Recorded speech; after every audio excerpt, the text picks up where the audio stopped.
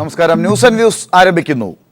വിജിലൻസിന് നൽകിയ റിപ്പോർട്ടിലെ തിരക്കഥ ആരുടേത്? ബാർക്കോഴ കേസിൽ കേസ് ഡയറിയും വസ്തുതാ വിവര റിപ്പോർട്ടും ഹാജരാക്കാൻ വിജിലൻസിന് കോടതി നിർദ്ദേശം നൽകി. കേസ് ഫെബ്രുവരി 16 പരിഗണിക്കും. അതേസമയം പണം നൽകിയതിന് തെളിവില്ലെന്ന് SP സുകേഷിന്റെ തുടരന്വേഷണ റിപ്പോർട്ട് പുറത്തായി. ഇന്ന് ഈ വിഷയമാണ് ന്യൂസ് ആൻഡ് വ്യൂസ് ചർച്ച ചെയ്യുന്നത്. ചർച്ചയിൽ പങ്കെടുക്കുന്നത് doctor Biju Ramesh, Shri Antony Raju, Shri JR Padmakumar, Shri PC George, Shri Rajkumar Unni, T Siddique എന്നിവർ. അഡ്വക്കേറ്റ് JR പത്മകുമാർ, ഇന്നിപ്പോൾ വിജിലൻസിന്റെ റിപ്പോർട്ട് പുറത്തായിരിക്കുകയാണ്. SP സുകേശൻ നൽകിയ റിപ്പോർട്ടാണ്, തുടരന്വേഷണ റിപ്പോർട്ടാണ് ഇപ്പോൾ പുറത്തു വന്നിട്ടുള്ളത്. ആദ്യം നൽകിയ റിപ്പോർട്ടിൻ്റെ പുറത്ത് 60% തെളിവുകൾ ഉണ്ട് എന്ന് കണ്ടെത്തിക്കൊണ്ടാണ് കോടതി പല പരാമർശങ്ങളും നടത്തിയത്. അതിനെ തുടർന്ന് ശ്രീ KM മാണിക്ക് രാജിവെക്കേണ്ടിയും വന്നിരിക്കുന്നു. അതിനെ തുടർന്ന് നടന്നിരിക്കുന്ന തുടരന്വേഷണത്തിൽ ഈ രീതിയിൽ ഒരു റിപ്പോർട്ട് വരുന്നതിനെ എങ്ങനെ കാണുന്നു? അത് രാഷ്ട്രീയ സമ്മർദ്ദത്തിൻ്റെ ഫലമായിട്ട് എങ്ങനെ ഒരു കേസ് അട്ടിമറിക്കാം എന്നുള്ളതിൻ്റെ ഏറ്റവും പ്രകടമായ തെളിവാണല്ലോ. ഇതിൽ പുനരന്വേഷണം സംബന്ധിച്ച് കോടതി എന്താ അദ്ദേഹത്തിനോട് പറഞ്ഞത്? ആ പറഞ്ഞ കാര്യങ്ങൾ അന്വേഷിക്കാതെ അദ്ദേഹത്തിന് അതിപ്പോൾ നേരത്തെ കൊടുത്ത റിപ്പോർട്ടുകൾ മൊത്തമായിട്ട് മാറ്റി ഇങ്ങനൊരു സംഭവമേ നടന്നിട്ടില്ല, തെളിയിക്കാൻ കഴിഞ്ഞിട്ടില്ല എന്ന് പറഞ്ഞാൽ പൊതുജീവിതത്തിൽ അദ്ദേഹം യഥാർത്ഥത്തിൽ ആത്മഹത്യ ചെയ്ത പോലെയാണ്. ഈ കേരളത്തിലെ ജനങ്ങളുടെ മനസ്സിൽ ഇദ്ദേഹത്തെ സംബന്ധിച്ചിടത്തോളം ഈ സുകേഷിനെ സംബന്ധിച്ചിടത്തോളം എന്ത് വലിയൊരു ആരാധന തന്നെ ഉണ്ടായിരുന്നു എന്ന് വേണമെങ്കിൽ പറയാം. കാരണം അത്രമാത്രം സത്യസന്ധമായി ഒരുപാട് പീഡനങ്ങൾ അനുഭവിച്ചു, സമ്മർദ്ദങ്ങൾ വഴങ്ങി, ഒരവസ്ഥയിൽ ഞാൻ ആത്മഹത്യ ചെയ്യാൻ പോലും ആലോചിച്ചിരുന്നു എന്ന് പറഞ്ഞ ആ വ്യക്തി ഒരു സുപ്രഭാതത്തിൽ നേരെ മലക്കം മറിയുക എന്ന് പറഞ്ഞാൽ അദ്ദേഹത്തിൻ്റെ ധാർമ്മികത, ഒരു ഉദ്യോഗസ്ഥൻ എന്നുള്ള നിലയിലുള്ള ധാർമ്മികത ചോദ്യം ചെയ്യപ്പെട്ടിരിക്കുകയാണ്. ഒരു ഉദ്യോഗസ്ഥൻ വിചാരിച്ചാൽ ഈ രീതിയിൽ റിപ്പോർട്ട് തയ്യാറാക്കി ഒരു മന്ത്രിയെ രാജിവെപ്പിക്കാനും തിരിച്ചാ മന്ത്രിയെ തിരികെ എത്തിക്കാനും സാധിക്കുന്ന ഒരു അവസ്ഥയാണ് ഉള്ളതെങ്കിൽ എന്തും സംഭവിക്കാവുന്ന അവസ്ഥയല്ലേ? അത് എങ്ങനെയാണ് നമുക്ക് അന്വേഷണ റിപ്പോർട്ടുകളെ വിശ്വസിക്കാനാകുക? അല്ല, ഇന്ന് ഒരു DGP സരിത സോളാർ കേസുമായി ബന്ധപ്പെട്ട് ജയിൽ DGP കൊടുത്ത ഒരു മൊഴി നമ്മൾ നോക്കിയാൽ മതിയല്ലോ. എന്തുമാത്രം സമ്മർദ്ദങ്ങൾ ഉദ്യോഗസ്ഥന്മാർക്കുണ്ട്. ഇന്ന് ജേക്കബ് തോമസ് ഒരു പരിപാടിയിൽ പങ്കെടുത്തുകൊണ്ട് പറഞ്ഞു, ഏതെങ്കിലും ഒരു സ്ഥാപനം നല്ലതായി പോകുന്നത് കണ്ടാൽ അതിനെ താർക്കാനുള്ള ശ്രമം നടക്കും. സത്യസന്ധമായി ഈ പ്രവർത്തിക്കുന്ന ഉദ്യോഗസ്ഥന്മാർക്ക് ഇതിനകത്ത് നിലനിൽപ്പില്ല. 10% ഉദ്യോഗസ്ഥന്മാർക്ക് പോലും നേരെ ജോലി നോക്കാൻ കഴിയുന്നില്ല. രാഷ്ട്രീയ മറ്റു രീതിയിലുള്ള പല സമ്മർദ്ദങ്ങളും ഇതാണ് കേരളത്തിൽ. ഇതാണ് നേരത്തെ പറഞ്ഞത്, ഏറ്റവും കൂടുതൽ ഒരു വിജിലൻസ് ഒരു അന്വേഷണ ഏജൻസിയെ സംബന്ധിച്ചിടത്തോളം അവൻ്റെ പ്രാഥമികമായ ചുമതല എന്താ? അതിൻ്റെ പ്രാഥമികമായ ചുമതല എന്ന് പറഞ്ഞാൽ ഈ പൊതു സമൂഹത്തിലുണ്ടെന്ന് അഴിമതി ഇല്ലായ്മ ചെയ്യുന്നതിന് വേണ്ടിയിട്ടുള്ള നടപടികളാണ്. ഇതാണോ ഈ കേരള വിജിലൻസിനെ സംബന്ധിച്ചിടത്തോളം പോലീസിന് തന്നെ ഡിപ്പാർട്ട്മെൻറ്റ് നാണക്കേടുണ്ടാക്കുന്ന സമീപനങ്ങളിൽ കുറേ കാലങ്ങളായി കേരളത്തിലുള്ള കേസുകൾ എങ്ങനെ അഴിമതിയെ സംരക്ഷിക്കാം, പൊതുപ്രവർത്തന രംഗത്തുള്ളവർക്ക് എങ്ങനെ അഴിമതി നടത്തുന്നതിന് അതിന് സൗകര്യം ഉണ്ടാക്കി കൊടുക്കാം എന്നുള്ളൊരു സമീപനമാണല്ലോ ഇപ്പോൾ വന്നിട്ടുള്ളത്.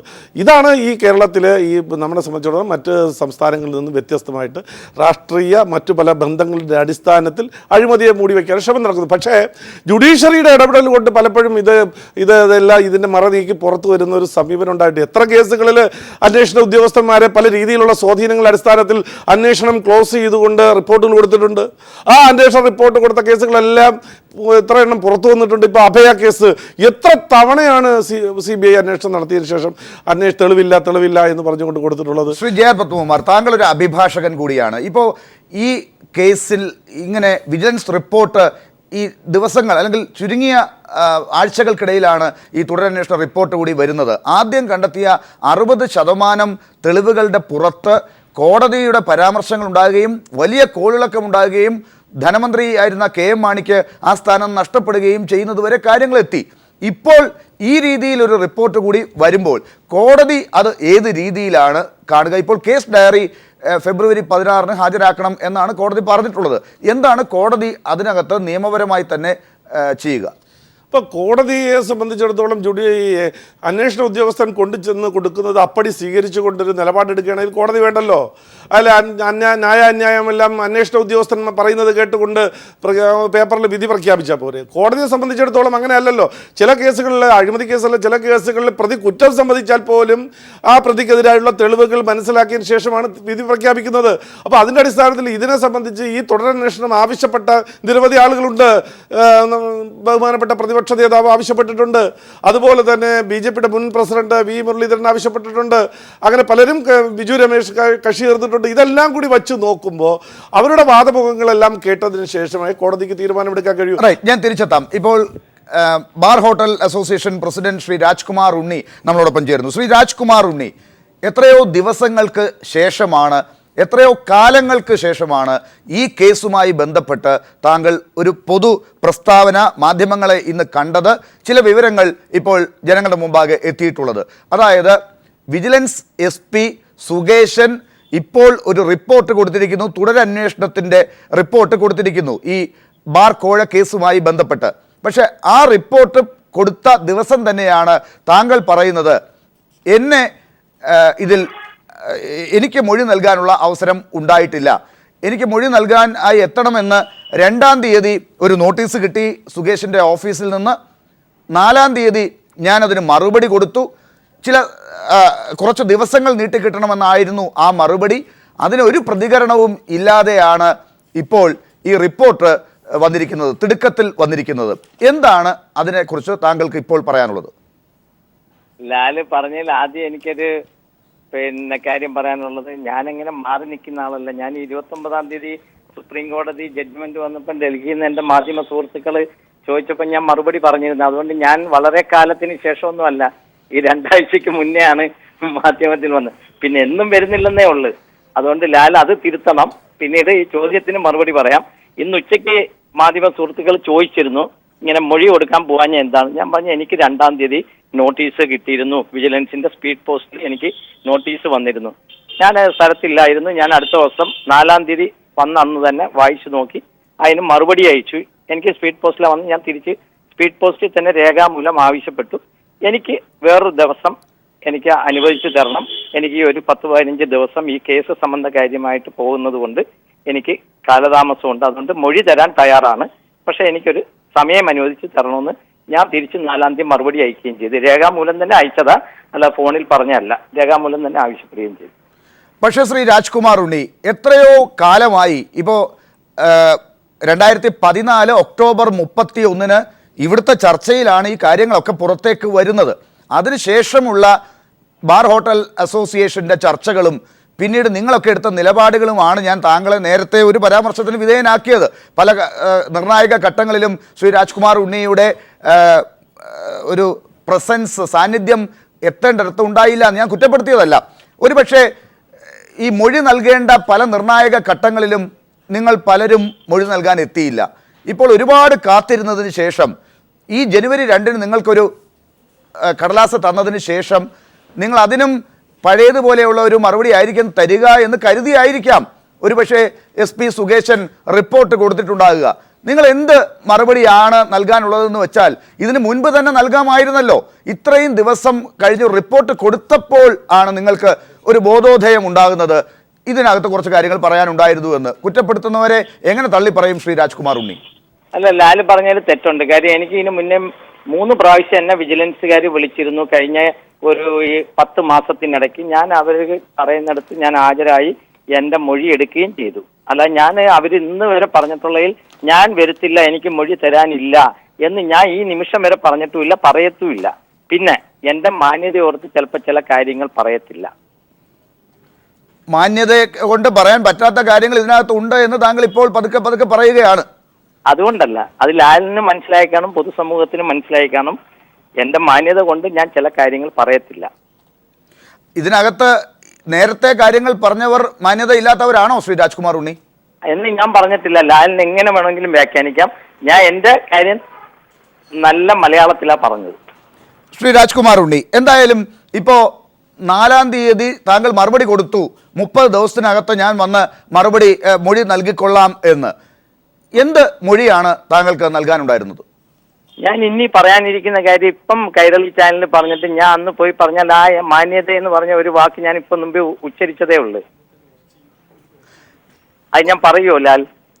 പക്ഷേ പഴയ മൊഴി ഉണ്ടല്ലോ, താങ്കളുടേതായി ബിജു രമേശും മറ്റുള്ളവരും ഒക്കെ പറഞ്ഞിട്ടുള്ള ഒരു മൊഴി ഉണ്ടല്ലോ, അതിൽ താങ്കൾ ഉറച്ചു നിൽക്കുന്നുണ്ടോ ഇപ്പോൾ? ഇല്ല, അവരുടെ ചോദ്യം കേട്ടിട്ട് ഞാൻ മറുപടി പറയുന്നതായിരിക്കും. അവരെന്താ ചോദിക്കുന്നത് അതിന് മറുപടി. അല്ല, അവരുടെ ചോദ്യം സാങ്കല്പികമായി ഇങ്ങനെയാണെന്ന് കരുതുക. എന്തായാലും ഇത് എല്ലാവർക്കും അറിയാവുന്ന കാര്യമാണ് ശ്രീ രാജ്കുമാർ ഉണ്ണി. ഇതിനകത്ത് നമ്മൾ വളരെ ബുദ്ധിപൂർവ്വം ഒന്നും വളച്ചു കെട്ടി പറയേണ്ട ആവശ്യമില്ല. ഇതെന്തായാലും KM മാണി സാർ പണം വാങ്ങിയോ ഇല്ലയോ എന്ന ചോദ്യമാണ്, അതിൻ്റെ അന്വേഷണമാണ്. ഇപ്പോൾ ആ അന്വേഷണത്തിൽ SP സുകേശൻ കണ്ടെത്തിയിരിക്കുന്നത് ഇപ്പോൾ ഒടുവിലത്തെ റിപ്പോർട്ടിൽ കണ്ടെത്തിയിരിക്കുന്നത് അങ്ങനെ ഒരു ചോദ്യം ഉണ്ടായിട്ടില്ല, KM മാണി സാർ പണം വാങ്ങിയിട്ടില്ല എന്ന് അദ്ദേഹം കണ്ടെത്തിയിരിക്കുന്നു. അപ്പോഴാണ് താങ്കൾക്ക് 30 ദിവസത്തിനകത്ത് ചില കാര്യങ്ങൾ പറയാനുണ്ട് എന്ന് വരുന്നത്. കേൾക്കുന്നവർ വിചാരിക്കുന്നത് ഇതാ എന്തോ ഒരു കാര്യം അതിന് വിരുദ്ധമായി, റിപ്പോർട്ടിന് വിരുദ്ധമായി പറയാനുണ്ട്, താങ്കൾക്ക് പണം നൽകിയതിൻ്റെ കഥ പറയാനുണ്ട്. ബിജു രമേശ് നേരത്തെ പറഞ്ഞതിനോടൊപ്പം താങ്കൾ തന്നെ പറഞ്ഞു എന്നുള്ള രേഖകൾ ബിജു രമേശ് പറഞ്ഞതിൻ്റെ കൂടെ തന്നെ താങ്കൾ ഇപ്പോൾ നിൽക്കുന്നതായി വായിച്ചെടുക്കേണ്ടി വരും. ഇല്ല, ഞാൻ അങ്ങനെ പറഞ്ഞില്ലല്ലോ ലാലി. ഞാൻ പറഞ്ഞെന്താ, വിജിലൻസ് എനിക്ക് നോട്ടീസ് തന്ന് 4-ാം തീയതി ഞാൻ മറുപടി അയച്ചു. ഞാൻ ഹാജരാവാൻ തയ്യാറാണ്. അതുകൊണ്ട് എനിക്കൊരു സമയം അനുവദിക്കണമെന്ന്, അത് സാധാരണ ഏത് മനുഷ്യനും അനുവദിക്കാൻ പറ്റുന്ന കാര്യമേ ഉള്ളൂ. എനിക്ക് അനുവദിച്ച് തരണമെന്ന്, അല്ലാതെ വിളിക്കുന്ന ഉടനെ നമ്മൾ ചിലപ്പോൾ സ്ഥലത്ത് കാണത്തില്ല, അല്ലെങ്കിൽ വേറെന്തെങ്കിലും അസൗകര്യത്തിൽ നിൽക്കുകയായിരിക്കും. അതുകൊണ്ട് ഒരു അവധിക്ക് അപേക്ഷിക്കുക, ഇപ്പോൾ കോടതി പോലും സാധാരണ കൊടുക്കുമല്ലോ അവധിക്ക് അപേക്ഷിക്കുന്നതൊക്കെ സാധാരണ ഉള്ള ഒരു കാര്യമാണ്. അത് തന്നെയാണ് ഞാൻ ചെയ്തത്. അല്ലാതെ ഞാൻ വേറെന്തെങ്കിലും കൃത്രിമോ അല്ലെങ്കിൽ വേറെന്തെങ്കിലും കാര്യങ്ങളല്ല ഞാൻ ചെയ്തത്. 4-ാം തീയതി എത്തിയപ്പോൾ കത്ത് കണ്ടു, ഞാൻ 4-ാം തീയതി മറുപടിയും ചോദിച്ചു. ഈ വിജിലൻസിന് മൊഴി നൽകാൻ പറ്റാത്തതിൽ, അല്ലെങ്കിൽ ഇപ്പോൾ റിപ്പോർട്ട് കൊടുത്തു കഴിഞ്ഞു, അതിനകത്ത് മൊഴി നൽകാൻ താങ്കൾക്ക് അവസരം തരാത്തതിൽ ഒരു ദുഃഖമുണ്ടോ താങ്കൾക്ക് ഇപ്പോൾ? അല്ല, എനിക്ക് ദുഃഖത്തിന്റെ ആവശ്യങ്ങളൊന്നും ഇല്ലല്ലോ. ഇവിടെ ദുഃഖമോ അല്ലെങ്കിൽ സന്തോഷത്തിന്റെ ആവശ്യങ്ങളൊന്നും തന്നെ ഇല്ല. കാര്യം ഒരു ഉദ്യോഗസ്ഥൻ, ബന്ധപ്പെട്ട ഒരു ഉദ്യോഗസ്ഥൻ നമുക്കറിയുന്ന കാര്യങ്ങൾ ചോദിച്ചാൽ നമുക്ക് മറുപടി പറയാനെന്താ? അറിയാത്ത കാര്യം അറിഞ്ഞൂടാന്ന് പറയും, അറിയുന്ന കാര്യം അറിയെന്ന് പറയും. അതായത് ഇനിയിപ്പോ താങ്കൾക്ക് ഒരു അവസരം തന്നില്ലെങ്കിലും വലിയ കുഴപ്പമൊന്നുമില്ല, ആ റിപ്പോർട്ട് അങ്ങനെ അങ്ങ് പോട്ടെ, അതായത് വലിയ കാര്യമായിട്ടൊന്നും അങ്ങനെയാണെങ്കിൽ അല്ല, ലാല് പറഞ്ഞ രീതിയിലാണെങ്കിൽ ഞാൻ എന്തിനാ അവധി ചോദിക്കുന്നത്? എങ്കിൽ പിന്നെ ആ കത്ത് തന്നെ ഞാൻ കണ്ടില്ലെന്ന് വെച്ചാൽ പോരെ. യെസ്, അപ്പോൾ അതിനകത്ത് ഞാൻ പറഞ്ഞത് താങ്കൾ സമ്മതിക്കുന്നു. അതായത് ഞാൻ ഇപ്പൊ പറഞ്ഞതുപോലെ അല്ല, താങ്കൾക്ക് അങ്ങനെ നിസ്സാരമായി കളയാൻ പറ്റുന്നതല്ല എന്തോ പറയാനുള്ളത്. അത് സാങ്കല്പികമായി നമുക്കിപ്പോൾ ആലോചിക്കാൻ പറ്റത്തില്ല. ഒരു ഉദ്യോഗസ്ഥൻ എന്താ ചോദിക്കുന്നതെന്ന് എനിക്കും ലാലിനും ഇപ്പൊ പറയാൻ പറ്റത്തില്ല. ചോദ്യത്തിന് തീർച്ചയായിട്ടും മറുപടി പറഞ്ഞിരിക്കും. ശ്രീ രാജ്കുമാർ ഉണ്ണി, താങ്കളുടെ പേര് വെച്ച് ഈ പറയുന്ന റിപ്പോർട്ടുകളിലൊക്കെ ഇപ്പോൾ കാണുന്ന ഏറ്റവും ഒടുവിലത്തെ റിപ്പോർട്ടിൽ കാണുന്നത് ഈ താങ്കൾ KM മാണി സാറിനെ കണ്ട സമയത്ത് വളരെ കുറച്ചു സമയം മാത്രമേ താങ്കൾ അവിടെ ഉണ്ടായിരുന്നുള്ളൂ. ആ സമയം കൊണ്ടൊന്നും ഇത്രയും പണം ഒരാൾക്ക് കൊടുക്കാൻ പറ്റില്ല എന്നാണ് ആ റിപ്പോർട്ടിൽ കാണുന്നത്. ഇത്രയും പണം, എത്ര പണമാണെങ്കിലും ഒരു ആൾക്ക് കൊടുക്കണമെങ്കിൽ എത്ര സമയം വേണം ശ്രീ രാജ്കുമാർ ഉണ്ണി? എനിക്ക് അതിനെപ്പറ്റി അറിയില്ല ലാലി. ഞാൻ അതിനെക്കുറിച്ച് പഠിച്ചിട്ടില്ല. പിന്നെ ഞാൻ ഈ പറയുന്ന റിപ്പോർട്ട് കോപ്പി എടുത്തിട്ടില്ല. കാര്യം ഞാൻ സ്ഥലത്തില്ലായിരുന്നു. ഞാൻ അടുത്ത ആഴ്ച എൻ്റെ അഡ്വക്കേറ്റിനൊക്കെ പറഞ്ഞിട്ട് ഞാൻ കോപ്പി എടുക്കാൻ പോവുകയാണ്. കോപ്പി എടുത്ത് പഠിച്ചതിന് ശേഷം ഞാൻ ലാലിന് മറുപടി തരുന്നതായിരിക്കും. അല്ല, എന്തായാലും ആ സമയത്ത് കൊടുത്ത സമയത്ത് എന്തായാലും അത്രയും സമയം കൊണ്ട് കൊടുക്കാൻ പറ്റി എന്ന് ഞാൻ പറഞ്ഞില്ലല്ലോ. പറഞ്ഞില്ല, പക്ഷേ അത് പറയാതിരിക്കുന്നു താങ്കൾ. അല്ല, ഞാൻ പറഞ്ഞല്ലോ, സത്യസന്ധമായ വിജിലൻസ് ഓഫീസർ ആരെന്ന് വെച്ചാൽ അവരെന്നോട് ചോദ്യം ചോദിച്ചാൽ ഞാൻ മറുപടി പറയാൻ തയ്യാറാണ്. അതുകൊണ്ടാണല്ലോ ഞാൻ സമയം ചോദിക്കുന്നത്. അല്ലെങ്കിൽ പിന്നെ എനിക്ക് വരാൻ പറ്റത്തില്ല. ഞാൻ ഈ കത്തിന് മറുപടി അയക്കാതിരിക്കാം. യെസ്, തീർച്ചയായും. ഞാൻ താങ്കൾ എനിക്ക് നേരത്തെ തന്ന വാക്കനുസരിച്ച് ഈ ചർച്ചയിൽ പങ്കെടുക്കാമെന്ന് തന്നിരിക്കുന്ന സമയമാണ്. അതുകൊണ്ട് തന്നെ ദയവായി ലൈനിൽ ഒന്ന് തുടരുക. ശ്രീ ആന്റണി രാജു നമ്മളോടൊപ്പം ചേർന്നിട്ടുണ്ട്, ഡോക്ടർ ബിജു രമേശും എത്തിയിട്ടുണ്ട്. ശ്രീ ആന്റണി രാജു, അങ്ങനെ എളുപ്പത്തിലൊന്നും പെട്ടെന്ന് ഈ കേസ് മാച്ച് നിങ്ങൾ ആഗ്രഹിക്കുന്നത് പോലെ പെട്ടെന്നൊരു റിപ്പോർട്ട് കൊടുത്ത് വീണ്ടും മാണി സാർ മന്ത്രിയാകാൻ പെട്ടെന്നൊക്കെ ശ്രമിച്ചാൽ നടക്കുന്ന രീതിയിലുള്ള എളുപ്പത്തിലുള്ള കാര്യമല്ല ഇത്. യുക്തിരഹിതമായ റിപ്പോർട്ടെന്ന് ഇപ്പോൾ ഇതാ നിരീക്ഷണങ്ങൾ വരുന്നു. അല്ല, ലാലിൻ്റെ ആഗ്രഹം പറയാം. ലാലിനെ പോലെ ആഗ്രഹിക്കുന്നവർക്ക് അങ്ങനെ ആഗ്രഹിക്കാം, ഞങ്ങൾക്ക് മറിച്ചും ആഗ്രഹിക്കാം. എന്താ തെറ്റ്? പക്ഷേ ഇവിടെ ഒരു നീതിപീഠമുണ്ട്, നിയമവ്യവസ്ഥയുണ്ട്. ആ നീതിപീഠത്തിന് മുമ്പിൽ ഇപ്പോൾ ഒരു റിപ്പോർട്ട് വന്നിരിക്കുന്നു. നേരത്തെയും കൊടുത്തിരുന്ന റിപ്പോർട്ട് KM മാണിയെ കുറ്റവിമുക്തനായിക്കൊണ്ട റിപ്പോർട്ട് തന്നെയാണ് നേരത്തെയും കൊടുത്തിരുന്നത്. ആ റിപ്പോർട്ട് കിട്ടിയതിന് ശേഷം ചില വസ്തുതകൾ കൂടി പരിശോധിക്കണം, തുടരന്വേഷണം നടത്തുന്നത് കോടതി ആവശ്യപ്പെട്ടു. 75 ദിവസം അന്വേഷിച്ചു. അവരിപ്പോൾ കണ്ടെത്തിയിരിക്കുന്നു, ഇപ്പോൾ KM മാണിക്കെതിരെ കുറ്റപത്രം കൊടുക്കാൻ മതിയായ ഒരു തെളിവും ഇതിനകത്തില്ല. നേരത്തെ കൊടുത്ത റിപ്പോർട്ടിനകത്ത് 60% തെളിവുണ്ട് എന്ന് വായിച്ചെടുക്കുകയും അത് കണ്ട ജഡ്ജി സീസറിന്റെ ഭാര്യ സംശയത്തിന് അതീതമായിരിക്കണമെന്ന് പറയുകയും KM മാണി സാർ മന്ത്രി അല്ലാതാകുകയും ചെയ്തു. രണ്ടും വ്യത്യാസമുണ്ട്. ഞാൻ പറയുന്നത് 60% തെളിവുണ്ട് എന്ന് ഏത് റിപ്പോർട്ടിലാണ് ലാലൊന്ന് കാണിച്ചു തരാം. സാധാരണ നിയമപരമായ അങ്ങ് അഭിഭാഷകനാണ്. ഏതെങ്കിലും ഒരു സ്ഥലത്ത് 60% തെളിവുള്ളതായിട്ട് പറയുന്നുണ്ടോ? അങ്ങനെ നിയമത്തിൽ ഒരിടത്തും പറയുന്നില്ല. 60% തെളിവുണ്ടെങ്കിൽ തുടരന്വേഷണം, 100% തെളിവ് വേണം. സംശയാതീതമായി ഒരു പ്രതിക്കെതിരെ കുറ്റം തെളിഞ്ഞാൽ മാത്രമേ ഒരു കുറ്റപത്രം കൊടുക്കാൻ കഴിയുള്ളൂ. തീർച്ചയായിട്ടും ഞാൻ അതിലൊന്നും എതിർക്കുന്നില്ല. അവിടെ ഞാൻ പറയുന്ന വാക്കുകളിൽ കോടതി മുറിയിൽ പറയുന്ന പോലെ ശ്രീ ആന്റണി രാജു അങ്ങനെ എടുക്കണ്ട. പക്ഷെ അതിനകത്ത് ഒരു കാര്യമുണ്ട്. ഇന്നിപ്പോ ശ്രീ രാജ്കുമാർ ഉണ്ണി പറയുന്ന ഒരു കാര്യമുണ്ടല്ലോ, ഇതുപോലെയുള്ള ആളുകളുടെ മൊഴിയൊന്നും എടുക്കാൻ സമയം അനുവദിക്കാതെയാണ് ഈ റിപ്പോർട്ട് കൊടുത്തിരിക്കുന്നത്. അപ്പൊ എന്ത് നിയമമാണ് നടപ്പിലായത്? ഇത് ബഹുമാൻ ശ്രീ രാജ്കുമാർ ഉണ്ണി ഉൾപ്പെടെയുള്ള ബാറുടമകളെ കഴിഞ്ഞ 450ഓളം ദിവസത്തിനിടയ്ക്ക് എത്രയോ പ്രാവശ്യം എത്രയോ പ്രാവശ്യം സമൻ ചെയ്തു, എത്രയോ പ്രാവശ്യം വന്നു, എത്രയോ പ്രാവശ്യം മൊഴി കൊടുത്തു. ശരി, അങ്ങ് പറഞ്ഞതുപോലെയാണെങ്കിൽ എത്ര പ്രാവശ്യം സമൺ ചെയ്തിട്ടാണ് വരാതിരുന്നാൽ അവരെ വിളിക്കേണ്ടെന്നുള്ള തീരുമാനമല്ല. അതായത് ഒരു സാക്ഷികളെ ഇവരുടെയൊക്കെ മൊഴി എടുത്തിട്ടുള്ളതാണ്. ഇവരുടെയൊക്കെ മൊഴി എടുത്ത് തുടരന്വേഷണത്തിൽ ഇവരുടെ മൊഴി ഏതെങ്കിലും ഘട്ടത്തിൽ ആവശ്യം തോന്നിയാൽ അവരെ വിളിക്കാം. അവരെ വിളിച്ചു, 2-ാം തീയതി നോട്ടീസ് കൊടുത്തു. അതെ, ഞാൻ പറഞ്ഞേക്ക് വിളിക്കാം. വിളിച്ചിട്ട് അവര് വന്നില്ല എന്നുണ്ടെങ്കിൽ അവരെ ഒഴിവാക്കണമോ അതോ അവരുടെ വീണ്ടും മൊഴിയെടുക്കണമോ എന്ന് തീരുമാനിക്കാനുള്ള അധികാരം അന്വേഷണ ഉദ്യോഗസ്ഥനാണ്. ഇതിനകത്തൊരു യുക്തിയുണ്ട്. 2-ാം തീയതി നോട്ടീസ് കിട്ടുന്നു ശ്രീ രാജ്കുമാർ ഉണ്ണിക്ക്. അദ്ദേഹത്തിന് മിനിമം 2-ാം തീയതി ഏതെങ്കിലും സ്ഥലത്ത് പോയിരിക്കുമല്ലോ, 3-ാം തീയതി ആയിരിക്കും അദ്ദേഹത്തിന് കയ്യിൽ കിട്ടിയിട്ടുണ്ടാകുക. അദ്ദേഹം അതിന് മറുപടി 4-ാം തീയതി തന്നെ കൊടുത്തു. 5-ാം തീയതി റിപ്പോർട്ട് കൊടുത്തിരിക്കുന്നു ഈ മൊഴിയൊന്നും എടുക്കാതെ. എന്ത് തിടുക്കമാണ്? ഞാൻ പറയാം. അതായത് എൻ്റെ അറിവ് ശരിയാണെങ്കിൽ 2-3 പ്രാവശ്യം ഈ ബാറുടമകളോട് മൊഴിയെടുക്കാൻ ആവശ്യപ്പെട്ടിരുന്നു.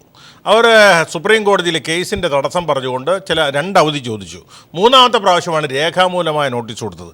അതിനവർ രേഖാമൂലമായ സമയം ചെയ്യും. ഇപ്പോഴും ഞാൻ പറയുന്നു, ഈ ഏതെങ്കിലും സാക്ഷികൾക്ക് ഇവർ കൊടുത്ത മൊഴിയിൽ നിന്ന് കൂടുതലായിട്ട് തെളിവുകളോ സാക്ഷിമൊഴികളോ പറയാനുണ്ടെങ്കിൽ നാളെ മജിസ്ട്രേറ്റിന് മുമ്പേ പോയി 164 സ്റ്റേറ്റ്മെൻറ്റ് കൊടുക്കാം, കൂടുതൽ തെളിവ് കൊടുക്കാം, ഇതേ കോടതിയിൽ പോയി പറയാം ഞങ്ങൾക്ക് ഇതുകൂടെ പറയാനുണ്ട്, ഞങ്ങൾ കേട്ടില്ല എന്ന്. അതിനൊക്കെയുള്ള അവസരം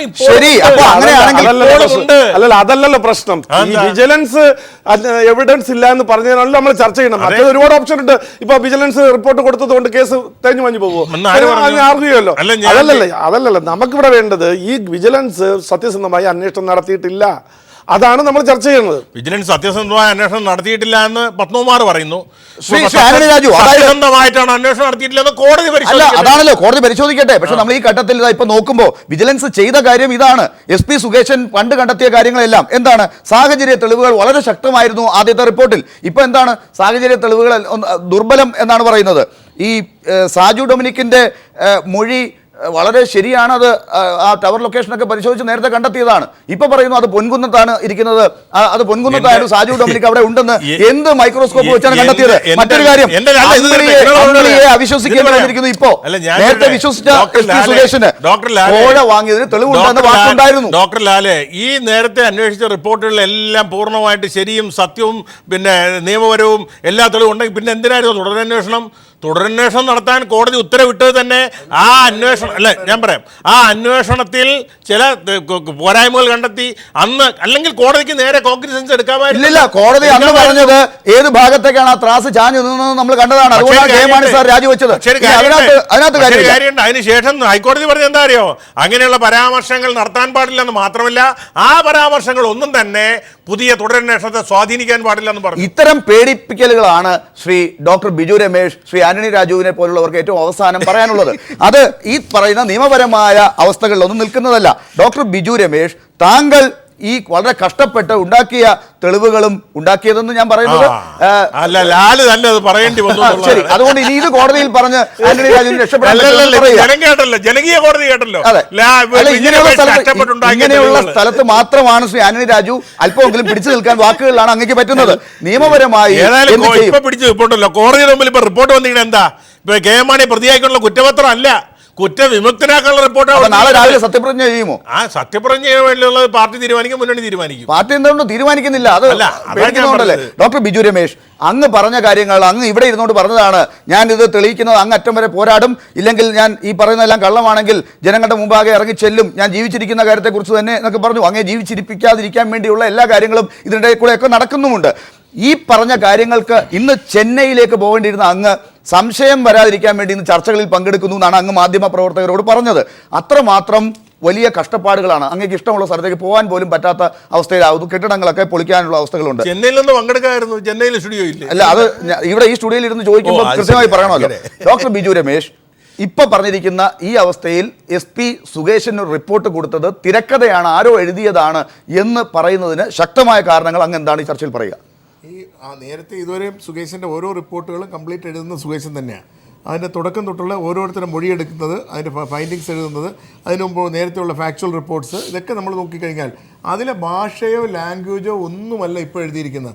അതിലെഴുതിയിരിക്കുന്ന രീതിയല്ല അത്. രണ്ടും വായിച്ച് നോക്കിക്കഴിഞ്ഞാൽ സുകേഷിൻ്റെ ലാംഗ്വേജ് വളരെ സിമ്പിൾ ഇംഗ്ലീഷിൽ സാധാരണക്കാരന് വായിച്ചാൽ മനസ്സിലാകുന്ന രീതിയിൽ വളരെ സിമ്പിളായിട്ട് എഴുതിയിരിക്കുന്നതാണ്. ഇതിപ്പോ ആരുടെ ഇംഗ്ലീഷ് ആയിട്ടാണ് അങ്ങ് വായിച്ചപ്പോൾ മനസ്സിലായത്? അങ്ങ് നേരത്തെ വായിച്ച ഏതെങ്കിലും ഇംഗ്ലീഷിന് ഇതിനോട് സാമ്യമുണ്ടോ? ആന്റണി രാജുവിൻ്റെ ഒരു കണ്ടാൽ കൊള്ളാമെന്നുണ്ട്. എനിക്ക് ഇവരാരോ ഫാബ്രിക്കേറ്റ് ചെയ്ത് കൊടുത്തിട്ടുള്ള ഒരു സംഭവമാണിത്. ഇത് സുകേഷിന് തന്നെ ഇത് തിരിച്ചടിക്കുന്ന ഒരു സാധനം, ബൗൺസ് ചെയ്യുന്ന ഒരു സാധനമാണ് ഈ ഇപ്പോൾ ഉണ്ടാക്കുന്ന റിപ്പോർട്ട്. ഈ റിപ്പോർട്ട് ആരോ ഫാബ്രിക്കേറ്റ് ചെയ്ത് എഴുതി കൊടുത്തിട്ട്, കാര്യം സുകേഷിന് 7-ാം തീയതി രാവിലെ 8 മണി തൊട്ട് ഇറങ്ങി നടക്കുക മൊഴിയെടുക്കാൻ. അപ്പോൾ അതിൽ പറയുന്നുണ്ട് 5-ാം തീയതി മൊഴി സമർപ്പിച്ച് കഴിക്കും DGPക്ക് കൊടുത്തു എന്ന് പറയുന്നു. 7-ാം തീയതി രാവിലെ വന്ന് അമ്പിളിയെയും കൂട്ടിക്കൊണ്ട് മാണിസാറിൻ്റെ വീട്ടിൽ പോകുന്നു. അവിടുത്തെ അളവും കാര്യങ്ങളൊക്കെ ഒന്നുകൂടെ റീമെഷർ ചെയ്യുന്നു. അന്ന് പോയത് കണ്ടത് നിന്ന സ്ഥലങ്ങളെല്ലാം കൂടെ സുകേഷിന് എടുക്കുന്നു. സബ്സിക്വൻ്റായിട്ട് തിരിച്ച് ഓഫീസിൽ വരുന്നു, അക്കൗണ്ടൻറ്റിൻ്റെ മൊഴി എടുക്കുന്നു, ഇത് ബാക്കിയുള്ള ക്യാഷ്യറുടെ മൊഴി ഒന്നുകൂടെ രണ്ടാമത് കറക്റ്റ് ചെയ്യുന്നു, അക്കൗണ്ട്സിൽ പരിശോധിക്കുന്നു, എല്ലാം രണ്ടാമത് നോക്കുന്നു. 2:30 മണിക്ക് ഞാൻ സുകേഷിനെ കണ്ടു. അപ്പോൾ ഊണ് കഴിക്കാൻ നിൽക്കുക. അപ്പോൾ അത്രമാത്രം അപ്പം ഞാൻ ചോദിച്ചു, ഞാൻ ഒറ്റപ്പെട്ടു പോയി, ഡിപ്പാർട്ട്മെൻറ്റ് പോലും എന്നെ ഇത് ചെയ്യുന്നില്ല, ഞാൻ ഒറ്റപ്പെട്ടു പോയി, നിങ്ങളുടെ ഭാഗത്ത് വന്ന് മൊഴി തരാനായിട്ട് ഒന്ന് പറഞ്ഞാൽ കൊള്ളാമായിരുന്നു, അവരുടെ അടുത്തൊന്ന് പറയുമോ? ഞാൻ പറഞ്ഞു അവർ വന്ന് പറയും. ഞാൻ കണ്ണനുമായിട്ട് സംസാരിച്ചു. കണ്ണൻ്റെ മകളുടെ എൻഗേജ്മെൻറ്റാണ് 26 കഴിഞ്ഞാൽ തീർച്ചയായിട്ടും വന്ന് കണ്ണൻ മൊഴി നൽകും. ബാക്കി രാജ്കുമാർ മൊഴി നൽകുമെന്നാണ് കേട്ടത്. വന്ന് നൽകും. ബാക്കിയുള്ളവർക്ക് നോട്ടീസ് അയക്കുന്നത് ഞാൻ അയക്കാം. ബാക്കി പറയപ്പെടുന്ന എടശ്ശേരി ജോസേട്ടൻ അയച്ചിട്ടില്ല. ജോൺ ഗെല്ലാട്ടിന് ഈ പറയപ്പെടുന്ന 2ാമത് നോട്ടീസ് അയച്ചിട്ടില്ല. ഈ ബാക്കി ഇതുമായി ബന്ധപ്പെട്ട ബാക്കി ആർക്കും നോട്ടീസ് ആന്റണി രാജു അതൊക്കെ ഒന്ന് വായിച്ചു നോക്കി ഈ നിയമപരമായ കാര്യങ്ങൾ അറിയാവുന്നതായിരുന്നില്ലേ? താങ്കൾ അത് എഴുതി കൊടുത്തപ്പോൾ ഇതൊക്കെ കൂടി പരിഗണനയ്ക്ക് എടുത്തുകൊണ്ടായിരുന്നില്ലേ ഇതൊക്കെ ആ ഇംഗ്ലീഷിൽ അത് ചേർക്കേണ്ടിയിരുന്നത്? അല്ല, ഞാനിവിടെ വളരെ സീരിയസ് ആയിട്ടുള്ള ചർച്ച നടക്കുമെന്ന് വിചാരിച്ചാൽ ഞാൻ വന്നത്. പക്ഷേ ഇവിടെ വന്നപ്പോൾ ആകെ ഒരു തമാശയും ഇത് പിന്നെ വസ്തുതാവിരുദ്ധമായ കാര്യങ്ങളൊക്കെ വെച്ചുകൊണ്ടാണ് ബിജുവും പറയുന്നത്, അതിന് അനുകൂലമായിട്ടാണ് ലാലും പറയുന്നത്. ശരി, എനിക്ക് ഞാൻ പറയാം, ഞാനിതിന് മറുപടി പറയാം. അതായത് ബിജു ധരിക്കുന്നത് ഈ ഇതെല്ലാം ഈ സുകേശൻ ഇരുന്നാണ് ഈ അന്വേഷണ റിപ്പോർട്ട് എഴുതുന്നതല്ല. ഇതൊരു ടീം വർക്കാണ്. ബിജു രമേശ് അല്ല, പിന്നെ സുകേഷ് എന്ന് പറഞ്ഞ SP അതിൻ്റെ ഹെഡാണ്. അത് ഇംഗ്ലീഷ് അറിയാവുന്ന ആൾ, നല്ല ഇംഗ്ലീഷ് അറിയാവുന്ന ഒരാൾ, അല്ലെങ്കിൽ ഒരു തവണ എഴുതുന്ന വേറെ ഒരു ഉദ്യോഗസ്ഥനാണ്. എഴുതിയതിന്റെ കുഴപ്പമില്ല. എന്റെ ആദ്യത്തെ ചോദ്യത്തിന് അല്ലല്ല ശ്രീ ആന്റണി രാജു അല്ലല്ല ആ ഇംഗ്ലീഷ് വന്നുകൊണ്ട് ഞാൻ ചോദിച്ചതേ ഉള്ളൂ. ആരുടെ ഇംഗ്ലീഷാണ് നമ്മൾ കണ്ടുപിടിക്കണമല്ലോ, അതുകൊണ്ട് മാത്രം. ശ്രീ ഡോക്ടർ ബിജു രമേശ് പറഞ്ഞത് അത് ശ്രീ K ബാബുവിന്റെ ഓഫീസിലുള്ള കുറെ ഇംഗ്ലീഷ് അതിനകത്ത് ഉണ്ടെന്നാണ് പറഞ്ഞത്. അതുകൊണ്ടാണ് നമ്മൾ അത് അന്വേഷിച്ചത്. ശ്രീ ആന്റണി രാജുവിന്റെയും കൂടെ ഉണ്ടെന്ന് അദ്ദേഹം സംശയിക്കുന്നു. ഞാൻ ചോദിച്ചത് ഇതാണ്, ഇതിനകത്ത് നേരത്തെ പറഞ്ഞ ഒരു കാര്യമുണ്ട്, ഡോക്ടർ ബിജു രമേശും നേരത്തെ ചൂണ്ടിക്കാട്ടിയ ഒരു കാര്യമുണ്ട്. അതായത് ഈ മൊഴികളെല്ലാം പലരുടെയും എടുത്തിട്ടില്ല എന്നുള്ളത് ഒരു പോരായ്മയായി മാണിസാറിന് തന്നെ പാരയാകുന്ന കാര്യമല്ലേ? അല്ല, അങ്ങനെ വരണമെന്നില്ല. കാരണം ഈ സാക്ഷികളുടെ എല്ലാ മൊഴി പല പ്രാവശ്യം എടുത്തിട്ടുള്ളതാണ്. അപ്പോൾ അതിന് പരസ്പര വിരുദ്ധമായിട്ട് ഇനി മൊഴി നൽകാൻ പോലും ഈ സാക്ഷികൾ കഴിയില്ല. അങ്ങനെ വന്നു കഴിഞ്ഞാൽ 2 മൊഴിയും കോടതി അവിശ്വസിക്കുകയുള്ളൂ, എല്ലാവർക്കും അറിയാം. അതുകൊണ്ട് ഈ ഉണ്ണിയുടെ മൊഴി എടുത്തിട്ടില്ലെങ്കിൽ എടുക്കാതിരുന്ന ശ്രീ രാജ്കുമാർ ഉണ്ണി അതിനകത്ത് ഒന്ന് പറയാനുണ്ടോ? താങ്കളുടെ മൊഴി നേരത്തെ എടുത്തതാണ്, ഇനി എന്തിന് വേണ്ടിയിട്ടാണ് 2-ാം തീയതി ഒരു കത്ത് താങ്കൾക്ക് വന്നത്? ശ്രീ രാജ്കുമാർ ഉണ്ണി, അദ്ദേഹത്തെ ട്രൈ ചെയ്യാം. ശ്രീ ആന്റണി രാജു, ആ കാര്യത്തിൽ അങ്ങനെ നേരത്തെ എടുത്തിട്ടുണ്ടെങ്കിലും തുടരന്വേഷണം പറയുമ്പോൾ പൊൻകുന്നത്തായിരുന്നോ സജി ഡൊമിനിക് എന്നുള്ളത് കൃത്യമായി അന്വേഷിക്കേണ്ടതാണ്. അത് പോയി അന്വേഷിക്കാതെ മൊബൈൽ ടവർ മാത്രം പറഞ്ഞാൽ മതി. ഒന്ന് അത്. രണ്ടാമത്തെ കാര്യം, ശരി, അത് ഒന്ന് പെട്ടെന്ന് പറഞ്ഞു. പൊൻകുന്നത്തായിരുന്നു എന്നുള്ളത് ടവർ ലൊക്കേഷനിൽ തെളിഞ്ഞു കഴിഞ്ഞാൽ പിന്നെ സുകേഷിന് മാറ്റാൻ പറ്റുമോ? സുകേഷൻ വിചാരിച്ചില്ല ടവർ ലൊക്കേഷൻ BSNLന്റെ അല്ലെങ്കിൽ ഏതെങ്കിലും സെർവറുടെയോ പിന്നെ ഇത് അത് വെച്ചല്ലേ കൊടുക്കാൻ കഴിയുള്ളൂ. കൂടുതൽ അന്വേഷണം എന്ന് പറഞ്ഞാൽ അതൊക്കെയാണ്. അപ്പോൾ സയന്റിഫിക് ആയിട്ടുള്ള കൂടുതൽ അന്വേഷണത്തിലേക്ക് പോയപ്പോഴാണ് അതൊരു യുക്തിയില്ലാത്ത കാര്യമാണ്. ശ്രീ ആന്റണി രാജു, ആളുകളെല്ലാം എല്ലായിടത്തും പോകുമ്പോൾ മൊബൈൽ കൊണ്ടുപോകണം നിർബന്ധമില്ല. അതിന് മറുപടി പറയാം. അതാണ് ഈ സജി ഡൊമിനിക് തന്നെ ഈ 47 മിനിറ്റിനുള്ളിൽ 2 പേരുമായി സംസാരിച്ചതിന്റെ റെക്കോർഡ് എടുത്തിട്ടുണ്ട്. ശരി, ബാക്കിയുള്ളവരുടെ കാര്യമോ, ബാക്കി അവിടെ പോയവരുടെ കാര്യമോ, അവിടെ ഉണ്ടായിരുന്ന ആളുകളൊക്കെ ആ ടവറിൽ K മാണി സാറിനോടൊപ്പം ഉണ്ടായിരുന്നു. അവിടെയാണ്. അതായത് സജി ഡൊമിനിക് ആണ് ഈ 10 ലക്ഷം രൂപ കൊണ്ടുപോയി കൊടുത്തു എന്ന് പറയുന്നത്. അന്നത്തെ ട്രാൻസാക്ഷൻ 15 15 ആ 15 ലക്ഷം. പക്ഷേ ഈ സജി അല്ല ഇതേ ഇല്ലായിരുന്നു. സജി ഡൊമിനിക്കേ അവിടെ പോയിട്ടില്ല എങ്കിൽ പിന്നെ ബാക്കിയുള്ളവർ പോയവരാരും തന്നെ പണം കൊടുത്തിട്ടില്ല എന്ന് പറയുമ്പോൾ അവിടെ ട്രാൻസാക്ഷൻ ശരി. സജി ഡൊമിനിക്ക് അവിടെ പോയിട്ടില്ല എന്ന് അങ്ങ് തെളിയിച്ചാൽ ഈ കാര്യം ശരിയാണ്. സാജു ഡൊമിനിക്ക് ഞാൻ രാവിലെ ഇത് ഇറങ്ങിയതിന് ശേഷം ഞാൻ വിളിക്കുകയും സാജു ഡൊമിനിക്കിനോട് സംസാരിക്കുകയും ചെയ്തു. അദ്ദേഹം ഇത് വരുന്ന വഴിക്ക് അദ്ദേഹത്തിൻ്റെ ഹോട്ടലിൽ പോയപ്പോൾ മൊബൈൽ അവിടെ ഹോട്ടലിൽ വെച്ചിട്ട് അവിടെ ഓഫീസ് റൂമിൽ വെച്ചിട്ട് പോവുകയാണ് ചെയ്തത്. ഇത് സജി ഡൊമിനിക്കിനോട് ഈ അന്വേഷണ ഉദ്യോഗസ്ഥൻ ചോദിച്ചിട്ടുണ്ടോ എന്താണ് സംഭവിച്ചതെന്നുള്ളത്? അയാളോട് പറഞ്ഞിട്ടുണ്ട്, ഈ അന്വേഷണ ഉദ്യോഗസ്ഥരോടും പറഞ്ഞിട്ടുണ്ടെന്ന് പറഞ്ഞാൽ ഞാൻ ഹോട്ടലിൽ വെച്ചിട്ട് പോയി. ഹോട്ടലിൽ വെച്ചിട്ട് പോകുമ്പോൾ അവിടെ ഇരിക്കുന്ന മാനേജറോ സ്റ്റാഫോ ആരെങ്കിലും വരുന്ന കോളുകൾ അറ്റൻഡ് ചെയ്യോ അതിൽ നിന്ന് ആരെങ്കിലും ഫോൺ വിളിക്കുകയോ ചെയ്തു എന്ന് പറഞ്ഞിട്ട് അതത്രയും സാജു ഡൊമിനിക്ക് വിളിച്ചതെന്ന് എങ്ങനെ നിങ്ങൾ കണ്ടെത്തുന്നത്?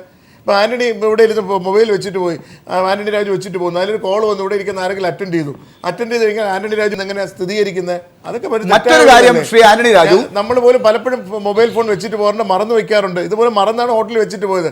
അവിടെ ഇരിക്കുന്ന മാനേജേഴ്സ് കോൾ വരുമ്പോൾ ആരെങ്കിലും എടുക്കാതിരിക്കുക ഇനി അത് മറന്നല്ല എന്ന് കരുതുക. ഞാൻ ആന്റണി രാജുവിനെ സഹായിക്കുന്നില്ല. അവിടെയുള്ള വേറെ പ്രശ്നം, ഈ മറ്റു സാക്ഷികളുണ്ടല്ലോ, അവരുടെ മൊഴിയിലുണ്ട്. അവര് സജു ഡൊമിനിക്കോട്ട് അതിനിടയ്ക്ക് സംസാരിച്ചായിട്ട് അവർ പറയുന്നുണ്ട്. അവര് കൂടെ നിൽക്കുമ്പോൾ സംസാരിക്കില്ലേ? അല്ലല്ല, അപ്പൊ പിന്നെ ഫോണിൽ സംസാരിച്ചായിട്ട് പറയുന്നുണ്ട്. അപ്പൊ പിന്നെ എങ്ങനെ സജു പുറത്തായിരിക്കാം ചിലപ്പോൾ വരാൻ വേണ്ടി ഫോണിൽ സംസാരിച്ചായിട്ട് പറയുന്നുണ്ടെന്ന്. ഇതില് തുടരന്വേഷണത്തിൽ വേറൊരു പ്രധാനപ്പെട്ട പോയിന്റ് വന്നിട്ടുണ്ടായിരുന്നു. ഈ ഇദ്ദേഹം ഹാജരാക്കിയ CD എഡിറ്റ് ചെയ്തു എന്നാണ് ടെക്നിക്കൽ എഡിറ്റ് ചെയ്തതാണ്.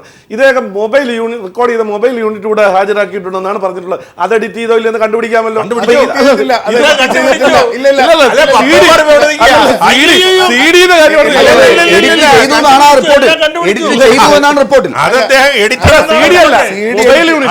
അത് ചേഞ്ച് ചെയ്തൊന്ന്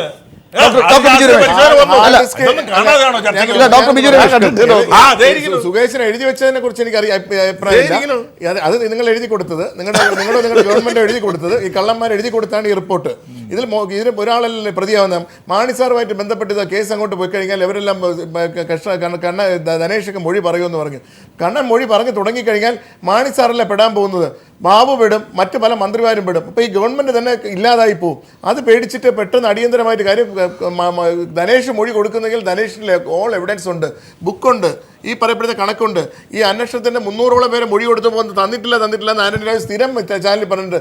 300ഓളം പേര് മൊഴി കൊടുത്തിട്ടുണ്ട്. ഞങ്ങൾ 2, 3, 4 ലക്ഷം രൂപ വെച്ച് ഞങ്ങൾ അസോസിയേഷൻ നൽകിയിട്ടുണ്ട് എന്ന് വളരെ വ്യക്തമായി മറ്റ് അംഗങ്ങൾ മൊഴി കൊടുത്ത മൊഴിയുണ്ട്.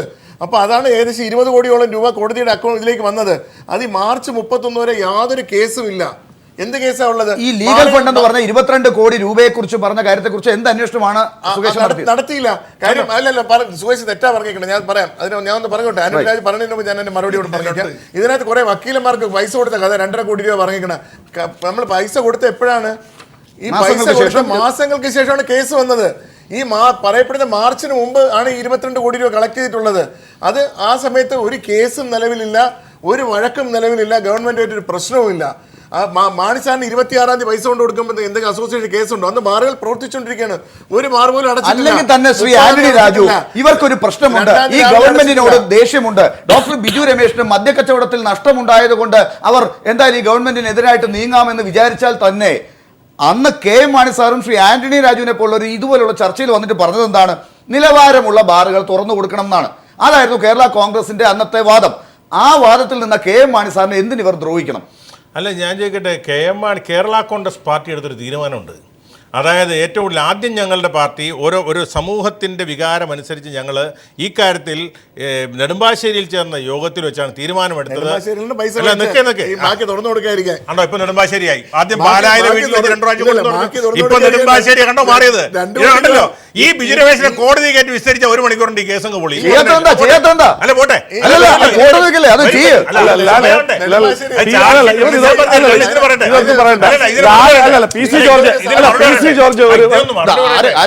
എന്നോടാണല്ലേ ചോദിച്ചത്, ഞാൻ മറുപടി. പക്ഷെ അത് അവർക്ക് ക്ഷമിച്ചിരിക്കാൻ പറ്റുന്നില്ല. അതാണ് ഈ സത്യം കേൾക്കുമ്പോൾ ക്ഷമിച്ചിരിക്കാനുള്ള ബുദ്ധിമുട്ടാണ് ഇവർക്ക്. എന്നോടാ ചോദ്യം. ഒരു സെക്കൻഡ് ഡോക്ടർ ബിജു രമേശ് കേൾക്കാം. അദ്ദേഹമാണല്ലോ ഇതിനകത്ത് നിങ്ങൾക്ക് ആഞ്ഞടിക്കാനുള്ള ആള്. അദ്ദേഹം 1 രൂപ കൊടുത്തു പോയാലും പറഞ്ഞിട്ടില്ല. 418 ബാറുകൾ പൂട്ടിക്കഴിഞ്ഞപ്പോൾ ബാക്കി തുറന്നിരിക്കുന്നവരുണ്ടല്ലോ, അവര് ഫണ്ട് കളക്ട് ചെയ്ത് നെടുമ്പാശ്ശേരിയിൽ കൊണ്ടുപോയി കൊടുത്താണ്. അതിന് ദൃസാക്ഷിയായിട്ട് PC ജോർജ് പറയുന്നുണ്ട്, അദ്ദേഹം കണ്ടുവന്ന്.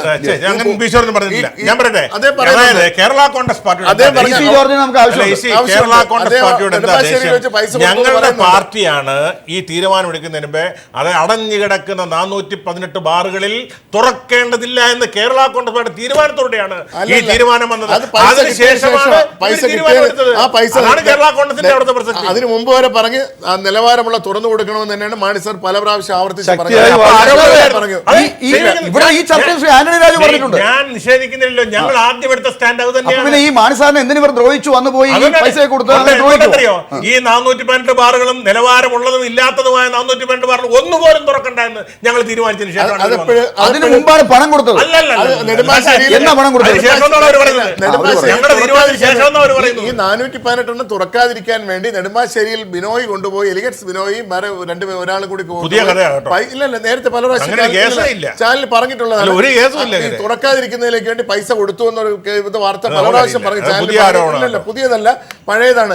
ഈ തുറന്നിരുന്ന ബാറുകാർ തുറക്കാതിരിക്കാൻ വേണ്ടി പണം കൊണ്ടുപോയി കൊടുത്തു. അതാ CD സംഭാഷണത്തിൽ വളരെ വ്യക്തമായിട്ടുണ്ട്. ഈ അൺഎഡിറ്റഡ് ആണെങ്കിൽ ഇങ്ങനെയുള്ള പല പ്രശ്നങ്ങൾ ഉണ്ടല്ലോ ശ്രീ ആന്റണി രാജു. ഈ പറഞ്ഞ പോലെ തിടുക്കത്തിൽ മൊഴി എടുക്കാതെ പെട്ടെന്ന് റിപ്പോർട്ട് കൊടുത്തു. പലർക്കും നോട്ടീസ് ഇപ്പൊ കൈപ്പറ്റിയതേ ഉള്ളൂ, മറുപടി തിരിച്ച് സുകേഷിന് കിട്ടിയിട്ടുണ്ടോ എന്ന് പോലും അറിയില്ല അയച്ചത്. അതിന് മുമ്പേ റിപ്പോർട്ട് കൊടുത്തു. ഈ പറഞ്ഞ 3 ഘട്ടമായി ഈ ടവറിന്റെ കാര്യത്തിൽ, സജു ഡൊമിനിക്കിന്റെ കാര്യത്തിൽ ഇതൊക്കെ കൃത്യമായി അവിടെ പോയി അദ്ദേഹം അവിടെ ഇല്ലായിരുന്നു എന്ന് കെ മാണി സാറിന്റെ അവിടെ എത്തിയിട്ടില്ല എന്നുള്ളതിന് കൃത്യമായ പരിശോധനകൾ നടന്നിട്ടുണ്ടോ എന്നുള്ളത് വ്യക്തമല്ല ഇതിനകത്ത്. അതുപോലെ മദ്യക്കച്ചവടത്തിന്റെ നഷ്ടം എന്ന് ഇതല്ല എന്ന് പറഞ്ഞ് 3 ആഴ്ചക്കകം അല്ലെങ്കിൽ 4 ആഴ്ചക്കകം എങ്ങനെയാണ് സുകേശൻ തിരിച്ചു പറയുന്നത്? ഇങ്ങനെയൊക്കെയുള്ള കാര്യത്തിൽ സുകേശന്റെ ആദ്യ റിപ്പോർട്ടിൽ നിന്ന് ഘടകവിരുദ്ധമായ റിപ്പോർട്ട് വരുമ്പോൾ കോടതി ഏത് രീതിയിലാണ് ഇതിനെ സ്വീകരിക്കുക? ഇത് വീണ്ടും അന്വേഷിക്കണം എന്നുള്ള രീതിയിലേക്ക് പോയി KM മാണി സാറിനെ വളരെ കുഴപ്പത്തിലാക്കുകയല്ലേ ചെയ്യുക. ഇത് ആരുടെ ബുദ്ധിയാണ്? കോടതിയിൽ കൊടുത്ത 7-ാം മാസം കൊടുത്ത റിപ്പോർട്ടിനെ ഇന്ന് ഘടകവിരുദ്ധമല്ല ഈ റിപ്പോർട്ട്. 7-ാം മാസം കൊടുത്ത റിപ്പോർട്ടിലും സുകേശൻ പറഞ്ഞിരുന്നത് KM മാണിയെ കുറ്റവിമുക്തനാക്കിക്കൊണ്ടുള്ള റിപ്പോർട്ട് തന്നെയാണ്. ഇന്നിപ്പോൾ കോടതി 13-ാം തീയതി കൊടുത്ത റിപ്പോർട്ടിലും KM മാണിയെ കുറ്റവിമുക്തനാക്കിക്കൊണ്ടുള്ള റിപ്പോർട്ട് തന്നെയാണ്. കോടതിയിൽ ഒരു ഘട്ടത്തിൽ പോലും KM മാണിയെ പ്രതിയാക്കിക്കൊണ്ടുള്ള റിപ്പോർട്ട് രാജിവെച്ചത് ബഹുമാനപ്പെട്ട ഹൈക്കോടതി ഈ കേസുമായി നടന്ന ഒരു വാദത്തിനിടയിൽ ആ ജഡ്ജ്മെന്റിൽ ഈ മന്ത്രിസ്ഥാനത്ത് തുടർന്നുകൊണ്ടിരിക്കുന്ന ഒരാൾ അദ്ദേഹത്തിനെതിരെ അന്വേഷണം നടക്കുമ്പോൾ അദ്ദേഹം ആ സ്ഥാനത്ത് തുടരുന്നത് ശരിയാണോ എന്ന് ആത്മപരിശോധന നടത്തണമെന്ന് പറഞ്ഞപ്പോൾ മാത്രം അദ്ദേഹം രാജിവെച്ചു. അല്ലാതെ കോടതി രാജിവെക്കാൻ പറഞ്ഞിട്ടില്ല. നിയമപരമായി KM മാണി രാജിവെക്കേണ്ട യാതൊരു കാര്യവും. അത് തീർച്ചയായിട്ടും അതിന്റെ പ്രഷർ വന്നു എന്നുള്ളതാണ്. ഡോക്ടർ ബിജു രമേശ്, ഇവിടെ ഒരു കാര്യം ഞാൻ ഇപ്പോൾ മറ്റൊരു ഘട്ടത്തിലേക്ക് മാറ്റി വെച്ചത് അവിടെ നിന്നാണ് തുടങ്ങേണ്ടത്. ഒരുപക്ഷെ ശ്രീ ആന്റണി രാജുവിന്റെ തിരക്കഥ പൊളിക്കാൻ പറ്റിയ ഒരു ഭാഗം അവിടെയാണുള്ളത്. ഈ 22 കോടി രൂപ ലീഗൽ ഫണ്ടിലേക്ക് അല്ല എന്നുള്ളത് അറിയാവുന്ന ആളാണ് താങ്കൾ ഇന്ന് ഒരു പരിധി വിട്ട് ഒന്ന് മുന്നോട്ട് ആഞ്ഞിട്ടുണ്ടായിരുന്നു. 22 കോടിയിൽ ബാക്കിയുള്ളത് എവിടെയൊക്കെ പോയി എന്നും കൂടി അന്വേഷിക്കണം എന്നുള്ള കാര്യം. അത് അന്വേഷിച്ചാൽ ഈ പ്രശ്നമൊക്കെ തീരാവുന്നതാണ്. അതെന്തുകൊണ്ട് ഇനിയും താങ്കൾ മറച്ചു പിടിച്ചുകൊണ്ടിരിക്കുന്നു? ഞാൻ മറച്ചു പിടിച്ച് ഇതിൻ്റെ എല്ലാ എവിഡൻസ് ഞാൻ ഹാജരാക്കിയില്ലെങ്കിൽ ഇപ്പോൾ തന്നെ ബാബു എനിക്കെതിരെ ഒരു സിവിൽ കേസും 2 ക്രിമിനൽ കേസ് ഫയൽ ചെയ്തു. പക്ഷേ ഒരു ക്രിമിനൽ കേസ് വന്നുള്ളൂ, മറ്റേത് കോടതി അനുവദിച്ചില്ല. ബാക്കി മാണി സാറ് തന്നെ പറഞ്ഞ് 10 കോടി രൂപ കൊണ്ട് എനിക്കെതിരെ കൊടുത്തിട്ടുണ്ട് കേസ്. ബാബുവിൻ്റെ ക്രിമിനൽ കേസ് ഹൈക്കോടതി ഇപ്പോൾ സ്റ്റേ ചെയ്തിരിക്കുക. അപ്പോൾ ഇതുപോലെ ഇപ്പം ഞാൻ പറഞ്ഞു കഴിഞ്ഞാൽ അപ്പോൾ പറഞ്ഞ് അവരെ ഇത് വ്യക്തിഹത്യ ചെയ്തു എന്നൊക്കെ പറഞ്ഞ് ഉടനെ കൊണ്ടുവന്ന് എൻ്റെ കേസ് പ്രതിയാക്കുന്നു രീതിയിൽ തരുന്നു. ഞാൻ മാത്രം അതിനെ പുറകെ പോയിപ്പോവും. പിന്നെ സാക്ഷി ഇതിനിപ്പോൾ എവിഡൻസ് ഹാജരാക്കേണ്ടത് നമ്മുടെ അസോസിയേഷൻ്റെ മറ്റ് ഭാരവാഹികളാണ്. അവർ മുന്നോട്ട് വരികയും ഈ കേസ് സമഗ്രമായ അന്വേഷണം നടത്തുകയാണെങ്കിൽ കോടതി സുകേശനോട് പറഞ്ഞിരിക്കുന്നത് എന്താണ്? 3 കാര്യങ്ങൾ അന്വേഷിക്കാനാണ്. ഒന്ന് ആവശ്യപ്പെട്ടിരിക്കുന്ന ഈ കളക്ട് ചെയ്തിട്ട് പൈസ എന്ത് ചെയ്തു, തുക വലിയ 22 കോടി രൂപ കളക്ട് ചെയ്തിരിക്കുന്ന തുക എന്ത് ചെയ്തു എന്ന് അന്വേഷിക്കാനാണ്. ശ്രീ ആന്റണി രാജു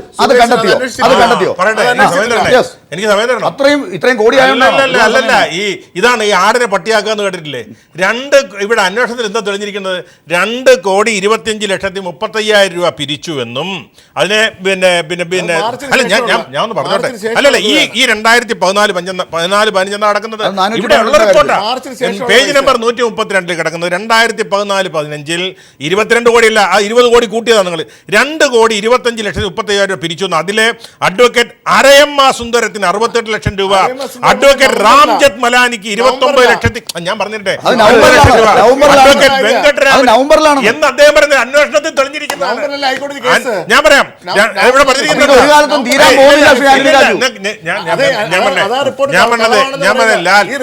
നമ്മളിവിടെ ഇരിക്കുന്നത് ഈ ജനങ്ങൾക്ക് ഇതിനകത്തുള്ള സത്യം 2 വശങ്ങളും മനസ്സിലാക്കില്ല. നിങ്ങൾ പറഞ്ഞ ഈ കോടികളുടെ കണക്ക് ഞാൻ പറഞ്ഞു വരുമ്പോൾ നിങ്ങൾ കാരണം ഞാൻ പറയാം ലോക്കൽ ഫണ്ട് ഓഡിറ്റിന്റെ കണക്കല്ല പട്ടിയാക്കുന്നത് ശ്രീ ആന്റണി രാജു ആണ്. 22 കോടി രൂപ മാർച്ചിന് മുമ്പ് പിരിച്ചത് കണ്ടെത്തിയിട്ടുണ്ടോ? അങ്ങനെ കണക്കില്ല ഇവിടെ ആകപ്പാടെ എവിടുന്ന് പിരിച്ചതാണ്? ഇത് മാർച്ചിന് ശേഷം മാർച്ചിന് മുമ്പ് പിരിച്ച 22 കോടി രൂപ എങ്ങനെ? അത് 300ഓളം പേരെ മൊഴിയിൽ തന്നെ വളരെ വ്യക്തമാണ്. ഞങ്ങൾ 3 ലക്ഷം 4 ലക്ഷം രൂപ വെച്ച് കൊടുത്തിട്ടുണ്ടെന്ന് ആ കൊടുത്തവർ പറയുന്നുണ്ട്. ഞങ്ങളുടെ അസോസിയേഷൻ കൊടുത്തിട്ടുണ്ട്. 164 താങ്കൾ പറഞ്ഞതാണോ? അരിയാമ സുന്ദര കേസുമൊക്കെ എപ്പോഴാണ് വന്നത്? അരിയാമ സുന്ദരം വന്നത് മാർച്ച് മാണിസാറിന്റെ പൈസ ഇടപാടുകളെല്ലാം കഴിഞ്ഞതിന് ശേഷം ഈ നവംബർ ഡിസംബർ സമയത്തുള്ള കേസിലുള്ള സുപ്രീം കോടതിയിൽ നിന്ന് അഡ്വക്കേറ്റിനെ കൊണ്ടുവന്നാണ് ഈ ഫീസ് കൊടുത്തിരിക്കുന്നത്. അത് ശരിയാണ്. ചെയ്യുന്നത് ഈ മാണി സാറിനെ രക്ഷപ്പെടുത്താൻ ഉണ്ടാക്കിയ റിപ്പോർട്ട് വെച്ചിട്ട് അതിനെ അല്ലല്ല മാണി സാറിനെ രക്ഷപ്പെടുത്താനുള്ള ഇത് ഞാൻ പറയാം. ഇത് വിജിലൻസിന്റെ ജോലി അല്ലാതെ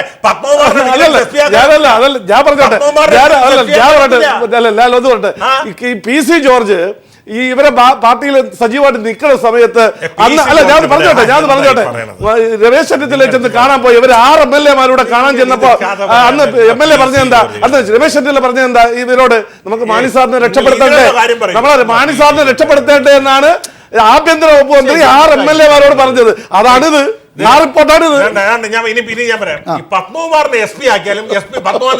അല്ല, എനിക്ക് ഒറ്റ കാര്യമാണ്, ഈ 22 കോടി രൂപ അവർ പിരിച്ചിട്ടുണ്ടെങ്കിൽ അത് സത്യമാണോ? അവരുടെ അക്കൗണ്ടുകൾ പരിശോധിച്ചോ? അതിന്റെ രേഖകൾ ഇതിനകത്തുണ്ട്. അതായത് ഇവർ പറയുന്ന 22 കോടി രൂപ ശരിയല്ല എന്നും വാചകം എഴുതിയാ പോരാ.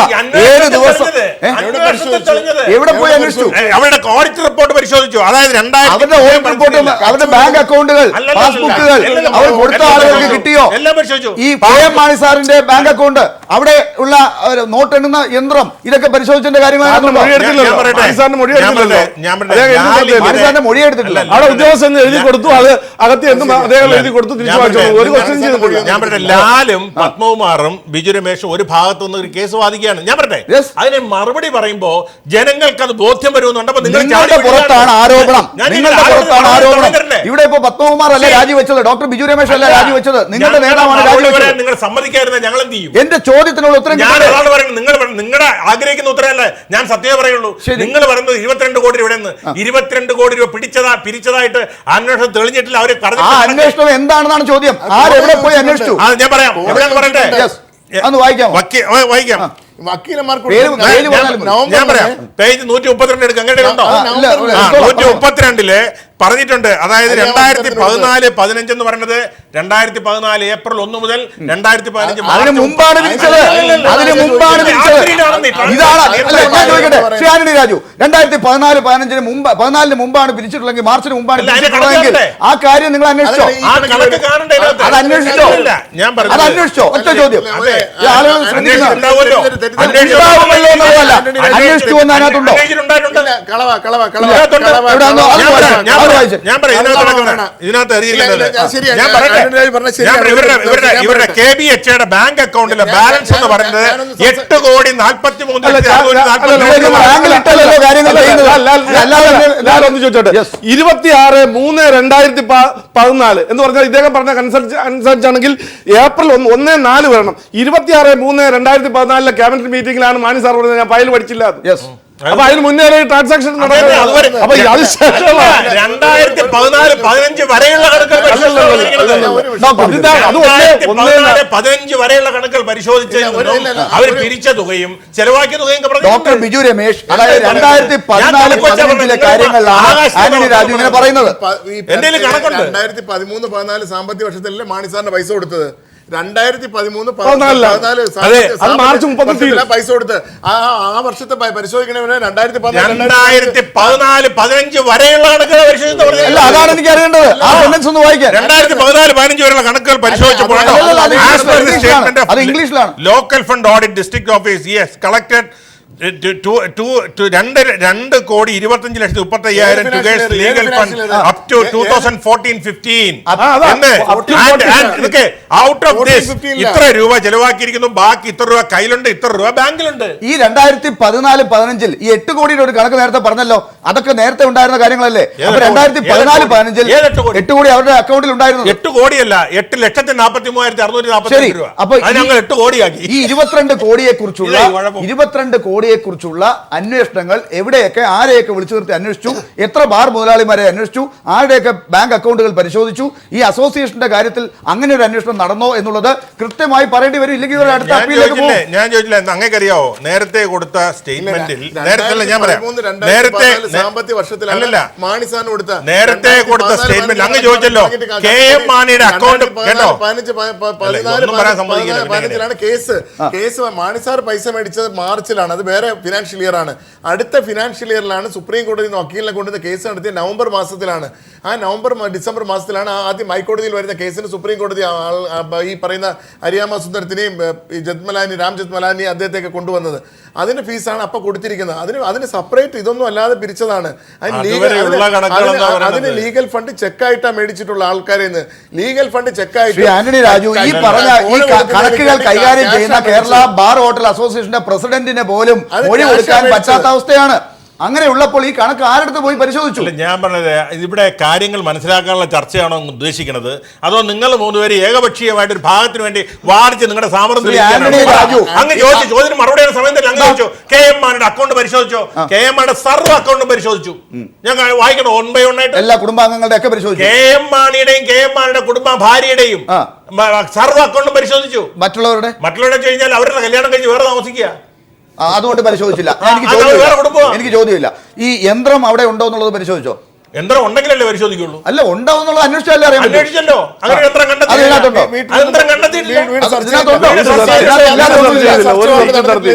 ഈ കെ മാണി സാറിന്റെ മൊഴി എടുത്തപ്പോഴാണ് ഒരുപാട് ഞാൻ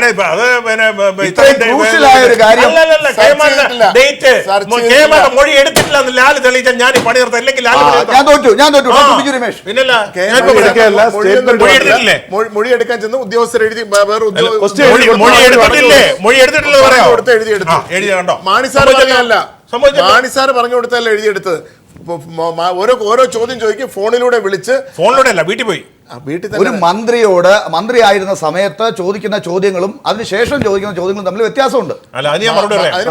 നിങ്ങളൊക്കെ പറഞ്ഞിരുന്നത് മന്ത്രി കസേരയിൽ ഇരുന്നുകൊണ്ട് ഒരാൾക്ക് ഒരു അന്വേഷണം നടത്താൻ സത്യം തെളിയില്ലാണ്ട് മന്ത്രി സ്ഥാനത്ത് ഇറങ്ങിയപ്പോഴും ശേഷമാണല്ലോ തുടരന്വേഷണം നടത്തിയത്.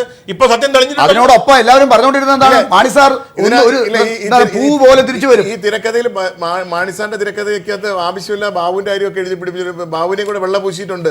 ബാബുവിന് തെളിവുകളൊന്നും ഇല്ലെന്നും ബാബുവിന്റെ കേസ് പരിശോധന നടത്തിയിട്ടുണ്ടായിരുന്നു. അതുകൊണ്ടാണ് ബാബുവിന്റെ കാര്യങ്ങൾ അന്വേഷിക്കാത്തത്. ബാബുവിനെ കംപ്ലീറ്റ് ബാബു വളരെ ശുദ്ധനാണെന്നും ഒക്കെ ഇതിനകത്ത് എഴുതി പിടിപ്പിച്ചിട്ടുണ്ട്. അതിന്റെ ആവശ്യം എന്തേ? അപ്പൊ ഇത് ബാബുവിന്റെ കാര്യം ഒന്ന് കോടതി രമേശിന്റെ ബാറിന്റെ കണക്കുകളൊക്കെ ഇതിനകത്ത് വന്നത് കെ ബാബുവിന്റെ ഓഫീസിൽ നിന്ന് കൊടുത്തതാണെന്നാണ് താങ്കൾ പറയുന്നത്. അതെ, സുകേശൻ എന്റെ ഓഫീസിൽ വന്നിട്ട് എന്റെ പർച്ചേസ് ഡീറ്റെയിൽസ് ഒന്നും അന്വേഷിച്ചിട്ടില്ല. KSPC-യിലൊന്നും വിജിലൻസ് അന്വേഷിച്ചിട്ടില്ല. ഞാൻ 3 ആഴ്ച മുമ്പ് തന്നെ ബെവറേജസ് കോർപ്പറേഷൻ ഉദ്യോഗസ്ഥർ വിളിച്ച് പറഞ്ഞായിരുന്നു മിനിസ്റ്റർ ഓഫീസിൽ നിന്ന് ഭയങ്കരമായിട്ട് സമ്മർദ്ദം, എൻ്റെ 3 വർഷം മുമ്പ് വരെയുള്ള പർച്ചേസിന്റെ ഡീറ്റെയിൽസ് വേണമെന്ന്. അപ്പോൾ ആ പർച്ചേസിന്റെ ഡീറ്റെയിൽസ് കംപ്ലീറ്റ് കളക്ട് ചെയ്ത് അത് രാവിലെ ഉച്ചയ്ക്ക് ഇങ്ങനെ വിളിച്ചുകൊണ്ടിരിക്കുകയായിരുന്നു. ആ പർച്ചേസിന്റെ ഡീറ്റെയിൽസ് കളക്ട് ചെയ്ത് കെ ബാബുവിന്റെ ഓഫീസിൽ നിന്നാണ്. അപ്പോൾ കെ ബാബുവിന്റെ ഓഫീസിൽ നിന്ന് കളക്ട് ചെയ്ത വിവരങ്ങൾ എങ്ങനെയാണ് സുകേശന്റെ റിപ്പോർട്ടിനകത്ത് വന്നത്? സുകേശനും ഈ ഇതിൽ പ്രതിയായി വേറൊരു കേസിൽ പ്രതിയാണ്. എന്നെയും ബാബുവും ഒക്കെ അഴിമതി കേസിൽ പ്രതിയായി നിൽക്കുകയാണ്. ഈ പ്രതിയായി വിജിലൻസിന്റെ തന്നെ പ്രതിയായി നിൽക്കുന്ന ബാബു കളക്ട് ചെയ്ത് കൊടുക്കുന്ന കാര്യങ്ങൾ എങ്ങനെയാണ് സുകേശന്റെ റിപ്പോർട്ടിനകത്ത് വരുന്നത്? അല്ലാതെ സുകേശൻ നേരിട്ട് വിജിലൻസിൽ ഈ KSPC-യിൽ നോട്ടീസ് കൊടുത്ത് ആളിനെ വിട്ടോ കംപ്ലീറ്റ് എവിഡൻസ് കളക്ട് ചെയ്യാവുന്നതാണ്. ഞങ്ങളുടെ ഓഫീസിൽ നിന്ന് കളക്ട് ചെയ്യുന്നത് ഇതൊന്നും ചെയ്യാതെ, അല്ലെങ്കിൽ നമ്മുടെ ഒരു കണക്ക് ചോദിച്ചാൽ കംപ്ലീറ്റ് ഹാജരാക്കുന്നതാണ്. ഇതൊന്നും ചെയ്യാതെ ബാബുവിന് കളക്ട് ചെയ്തത് എന്തിനാ ബാബു കളക്ട് ചെയ്തത്? ശ്രീ അഡ്വക്കേറ്റ് JR പത്മകുമാർ, ഇതിനകത്ത് ആന്റണി രാജുവിനോട് വക്കീൽ ഭാഷയിൽ പറയാൻ താങ്കളാണ് ഇപ്പോൾ ഇതിനകത്ത് ഒരു അതിഥിയായിട്ടുള്ളത്. അതുകൊണ്ട് തന്നെ ഞാൻ ചോദിക്കട്ടെ, ഈ പറഞ്ഞ രീതിയിലുള്ള ഇതിന്റെ ഇരകൾ എന്ന് പറയാവുന്നവരോ അല്ലെങ്കിൽ വാദികൾ എന്ന് പറയുന്നവരോ ആയിട്ടുള്ള ഡോക്ടർ ബിജു രമേശിനെ പോലുള്ളവർ, രാജ്കുമാർ ഉണ്ണിയെ പോലുള്ളവരൊക്കെ ഈ രീതിയിൽ ഇനിയും കാര്യങ്ങൾ പറയാനുണ്ട്. നേരത്തെ പറഞ്ഞ കാര്യങ്ങളൊന്നും വന്നിട്ടില്ല. റിപ്പോർട്ടിൽ പറഞ്ഞ പല കാര്യങ്ങളും ഞങ്ങളോട് ചോദിച്ചെഴുതിയതല്ല, ഇത് ഊഹിച്ചതാണ്, പലരുടെയും തിരക്കഥയാണ് എന്ന് പറഞ്ഞുകൊണ്ടിരിക്കുമ്പോൾ ഇതിനെന്ത് വാലിഡിറ്റിയാണ് റിപ്പോർട്ടിനെ കോടതി കാണുക? അല്ല, ഇത് കേസ് അട്ടിമറിക്കപ്പെട്ടു എന്നുള്ളത് പരമമായി കേരളത്തിൽ എല്ലാവരും വിശ്വസിക്കുന്നതാണ്. ഇവരുടെ തന്നെ പാലാരിവട്ടത്ത് ഈ കേരള ബാർ ഹോട്ടൽ അസോസിയേഷൻ്റെ അവിടെ ഒരു മീറ്റിംഗ് നടത്തിയിട്ടുണ്ട്. ആ മീറ്റിംഗ് നടന്നുകൊണ്ടിരിക്കുമ്പോൾ മറ്റേ ഇയാൾ വിളിച്ചിട്ടുണ്ട്, ജോസ് കെ മാണി വിളിച്ചപ്പോ ആ തീരുമാനം എന്തായിരുന്നു? രമേശ് കൊടുത്ത മൊഴിയിൽ തന്നെ ഞാൻ മനസ്സിലാക്കിയിട്ടുള്ളത് മൊഴിയിൽ തന്നെ ഉള്ള ഒരു കാര്യം, അല്ലല്ല മാണി സാറിനെ എങ്ങനെ രക്ഷപ്പെടുത്തുന്നതിന് വേണ്ടിയാണ് മീറ്റിംഗ് കൂടിയത്. മീറ്റിംഗ് കൂടിയിട്ട് ഇനി ഏതായാലും പകുതി പേര് അനുകൂലമായിട്ടും പകുതി പേര് പറഞ്ഞതുപോലെ പറയണമെന്ന് പറഞ്ഞ് തീരുമാനമെടുത്തിട്ടാണ് പോയിട്ടുള്ളത്. അപ്പോൾ അവരുടെ ആദ്യത്തെ ഉദ്ദേശം സുപ്രീം കോടതി ഈ ഹൈക്കോടതിയിൽ വിധി വരുമ്പോൾ ഇതനുസരിച്ച് ബാർ തുറന്നു കൊടുക്കാം, ഞങ്ങൾ അപ്പീൽ പോകില്ല എന്നൊരു അഷുറൻസ് കൊടുത്തിട്ടുണ്ടായിരുന്നു. ഇപ്പൊ ഇവർക്ക് ചില ആളുകൾക്ക് ഇപ്പൊ ബിജു രമേശ് നേരത്തെ പറഞ്ഞു, അല്ലല്ല ചില ആളുകൾക്ക് മനംമാറ്റം The accused Sri K.M. Mani അത് Mani in sir his statement പറഞ്ഞതല്ലേ? dated 8/5/15 has totally denied. മൊഴി എടുത്തിട്ടുണ്ടല്ലോ. അതിനെക്കുറിച്ച് ഡോക്ടർ ബിജു രമേശ് പറഞ്ഞു. അതായത് അദ്ദേഹം മന്ത്രിയായിട്ട് ഓഫീസിൽ കൊണ്ടുപോകുന്ന കാര്യങ്ങൾ കൊടുത്തു. ഇതാണ് മാണി സാർ മൊഴിയെടുക്കാൻ മാണി സാറിനോട് പോയപ്പോൾ ഒന്ന് കോളത്തെ ഗസ്റ്റ് ഹൗസിലാണ് പോയത്. മാണി സാറിന് ഗസ്റ്റ് ഹൗസിൽ പോയപ്പോൾ മാണി സാർ അകത്തോട്ട് കയറിയപ്പോൾ അവിടെ നിന്ന് ഉദ്യോഗസ്ഥൻ ചോദിച്ച ചോദ്യങ്ങൾക്ക് മറുപടി പറഞ്ഞു കൊടുത്തു. അതനുസരിച്ച് ഇടയ്ക്ക് ഫോണും എടുത്ത് അകത്ത് പോകുമെന്ന് പറഞ്ഞു. ഇതൊക്കെ ഞാനങ്ങനെ അറിയാം, ഞാൻ സിനിമ കണ്ടതൊന്നുമല്ല. സുഹേശൻ തന്നെ പറഞ്ഞ ഈ ചോദ്യം മാണി സാറിൻ്റെ ചോദിക്കട്ടെ എന്ന് പറഞ്ഞ് അകത്ത് പോകും. അകത്ത് പോയി ഫോൺ വിളിച്ചിട്ട് ആരെയോ വിളിച്ചിട്ട് തിരിച്ച് അതിന് മറുപടിയായിട്ട് തിരിച്ചു വന്ന് മറുപടി പറയുന്നത്. അപ്പോൾ ആരെയും അഡ്വക്കേറ്റിനെ ആരെയും വിളിച്ച് അറിവ് ചോദിച്ചിട്ട് ആ ഉദ്യോഗസ്ഥൻ പറഞ്ഞു കൊടുത്ത് മാണി സാർ പറഞ്ഞു അല്ല മറുപടിയൊക്കെ ഇദ്ദേഹം പറയുമെന്ന് പറഞ്ഞ ഒരാളെ ഇരുത്തിയിട്ട് പോയി. അദ്ദേഹം പറയുന്നതനുസരിച്ച് ഞാൻ ഈ ചോദ്യങ്ങൾ മാണി സാർ അകത്ത് പോവും, തിരിച്ച് മുറിക്കകത്ത് പുറത്ത് വന്നിട്ട് ഇത് പറഞ്ഞു കൊടുക്കുകയാണ് ചെയ്തത്. മാണി സാർ പറഞ്ഞ മൊഴിയൊന്നുമല്ല.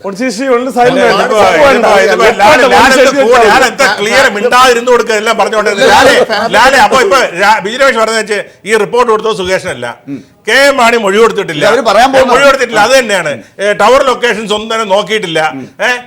ഒന്നും നോക്കിയില്ല. പിന്നെന്താ കുഴപ്പം? ശ്രീ ആന്റണി രാജു, ഈ ടവർ ലൊക്കേഷനിൽ പൊൻകുന്നത്ത് മൊബൈൽ വെച്ചിട്ട് പാലായിലേക്ക് പോയി എന്ന് ഉറപ്പുള്ള ആളുകൾ പറയുന്നു. ഞങ്ങൾ അവിടെ പോയി, മൊബൈൽ ഫോൺ ഇതാ അവിടെ ഇരിക്കുകയാണ്.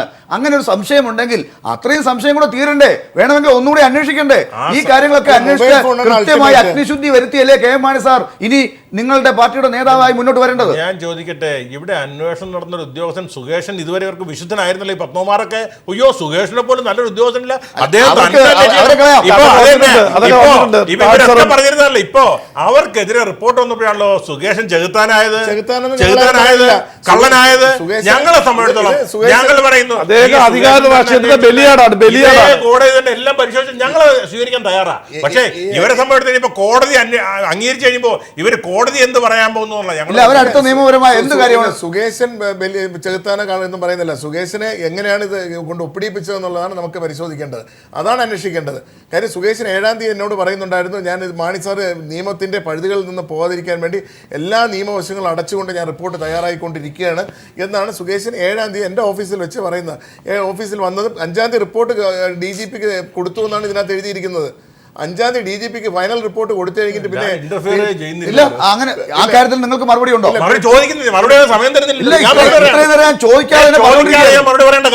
ഞാൻ ചോദിക്കാം, ഒറ്റ എക്സ്പ്ലെയിൻ ചെയ്യരുത്. ബിജു രമേശ് പറയുന്ന അല്ല, ഇത് കള്ളമാണ്. ബിജു രമേശ് പറയുന്നു 5-ാം തീയതി റിപ്പോർട്ട് കൊടുത്തു, 7-ാം തീയതി അദ്ദേഹത്തിന്റെ ഓഫീസിൽ പോയി പരിശോധന നടത്തി. ശരിയോ തെറ്റോ? അല്ല, ശരിയോ തെറ്റാണെന്നുള്ളത് മറുവശം. ഞാൻ എന്റെ വേറൊരു വശം പറയാം.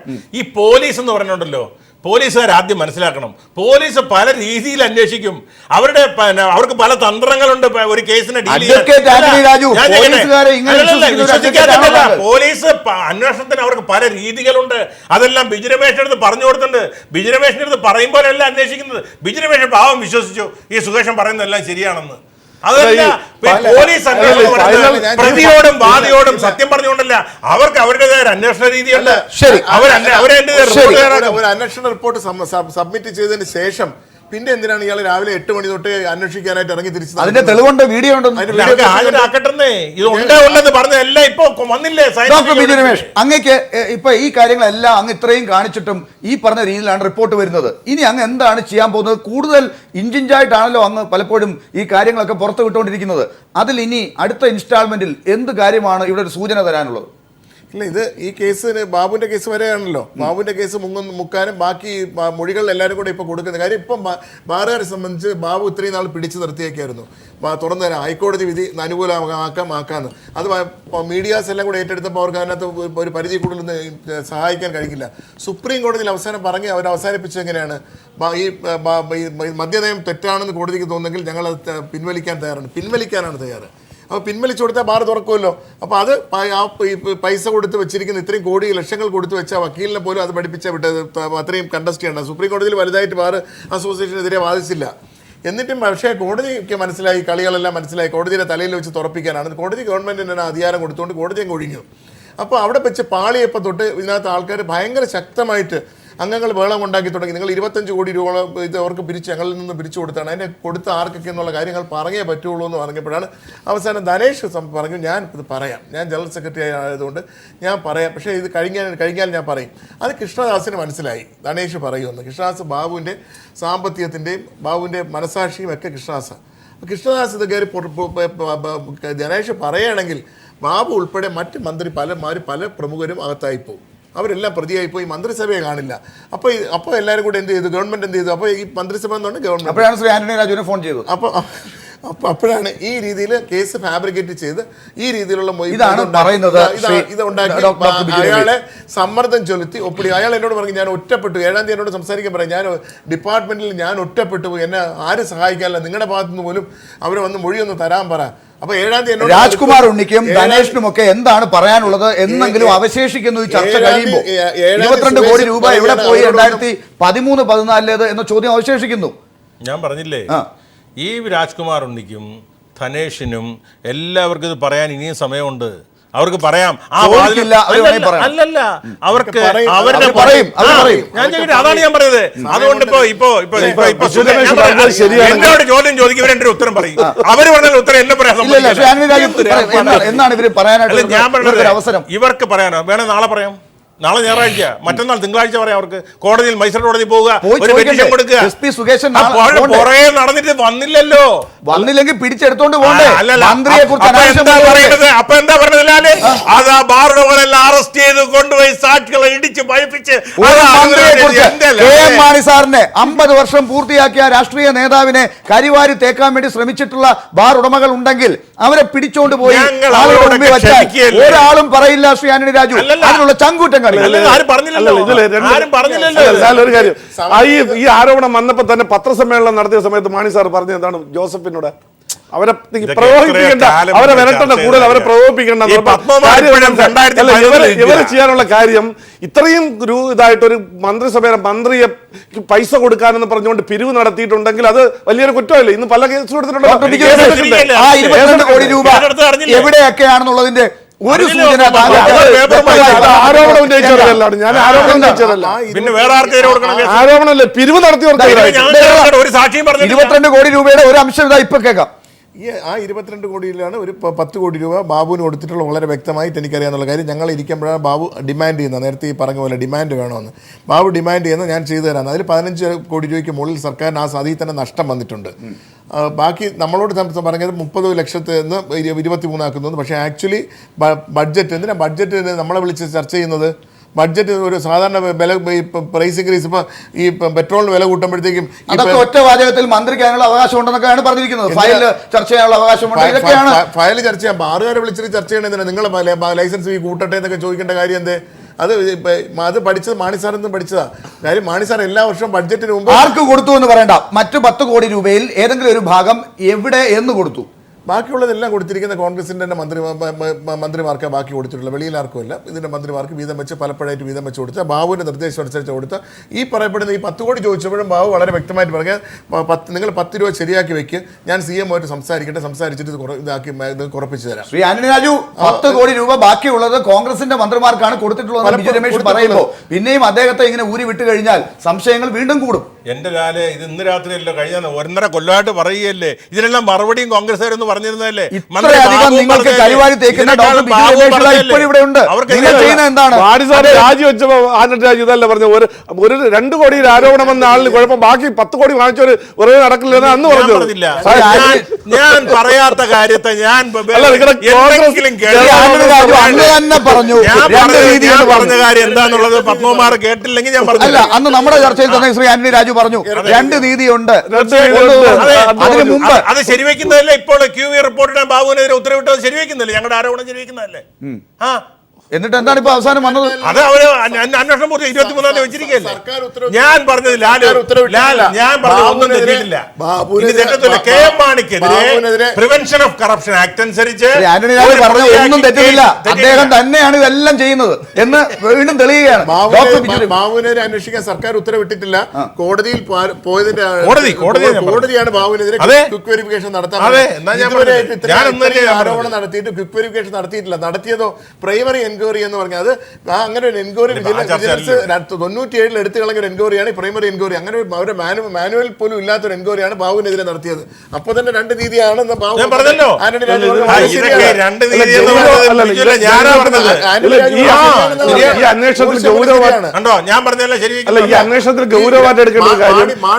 ബാബുവിനെതിരെ ഉള്ള നിയമവും ഗവൺമെന്റ് നടപ്പാക്കുന്ന രണ്ട് ഇരട്ട നീതിയാണെന്ന് ആന്റണി രാജു പറഞ്ഞു. ശരിയാണ്. മാണിസാറിന്റെ കേസ് വന്നപ്പോഴത്തേക്ക് ആദ്യമേ ക്വിക്ക് വെരിഫിക്കേഷൻ ഓർഡർ ഇട്ടു, അതിന് എഫ്ഐആർ ഇട്ടു, കേസെടുത്തു, അദ്ദേഹത്തിന്റെ മന്ത്രിസ്ഥാനം പോയി. ബാബുവിനെ വന്നിട്ട് ഇതുവരെ ഇത്രയും നാളായിട്ട് ഗവൺമെന്റ് ഒരു ക്വിക്ക് വെരിഫിക്കേഷൻ ഓർഡർ ഇട്ടിട്ടില്ല. കോടതി അവസാനം ഇടപെടേണ്ടി വന്നു. വിജിലൻസ് കോടതി അവസാനം ഇടപെട്ടിട്ട് ക്വിക്ക് വെരിഫിക്കേഷൻ ഓർഡർ ഇട്ടിരിക്കുക. എന്തായാലും ഇത്രയും കാര്യങ്ങളിൽ കെ മാണി സാറിന്റെ കാര്യത്തിലൊക്കെ ഇത്രയും പറഞ്ഞിട്ടും ഇവിടെയാണ് എത്തി നിൽക്കുന്നത്. ഇനി അങ്ങേക്ക് കടമകൾ കൂടുകയാണ് ഡോക്ടർ ബിജു രമേശ്. എന്താണ് അങ്ങ് ഇതിനെ തെളിയിക്കാൻ കൂടുതലായി പറയാൻ പോകുന്നത്? ഈ സ്ഥിതി അവിടെ വന്നു എന്നുള്ളതിന്റെ ദൃശ്യം 16-ാം തീയതി ഹാജരാക്കുന്നതിൽ അവസാനിക്കുകയാണോ? ഇല്ലല്ല, സുഖദേശൻ, അതിനാണ് എനിക്ക് പ്രധാനമായ ഒരു സംശയം വരുന്നത്. 5-ാം തീയതി ഒരു കേസിനെ കംപ്ലീറ്റ് ക്ലോസ് ചെയ്ത് ആ കേസ് അന്വേഷണം പൂർത്തിയായി കഴിഞ്ഞു. പൂർത്തിയായി റിപ്പോർട്ട് DGP കൊടുത്തു കഴിഞ്ഞതിന് ശേഷം പിന്നെ എന്തിനാണ് ആ കേസിന്റെ അന്വേഷണമായിട്ട് ഇറങ്ങി തിരിച്ചു? ഈ റിപ്പോർട്ട് സമർപ്പിച്ചത് സുകേശനാണോ എന്നുള്ള സംശയം സംശയം അതാണ്.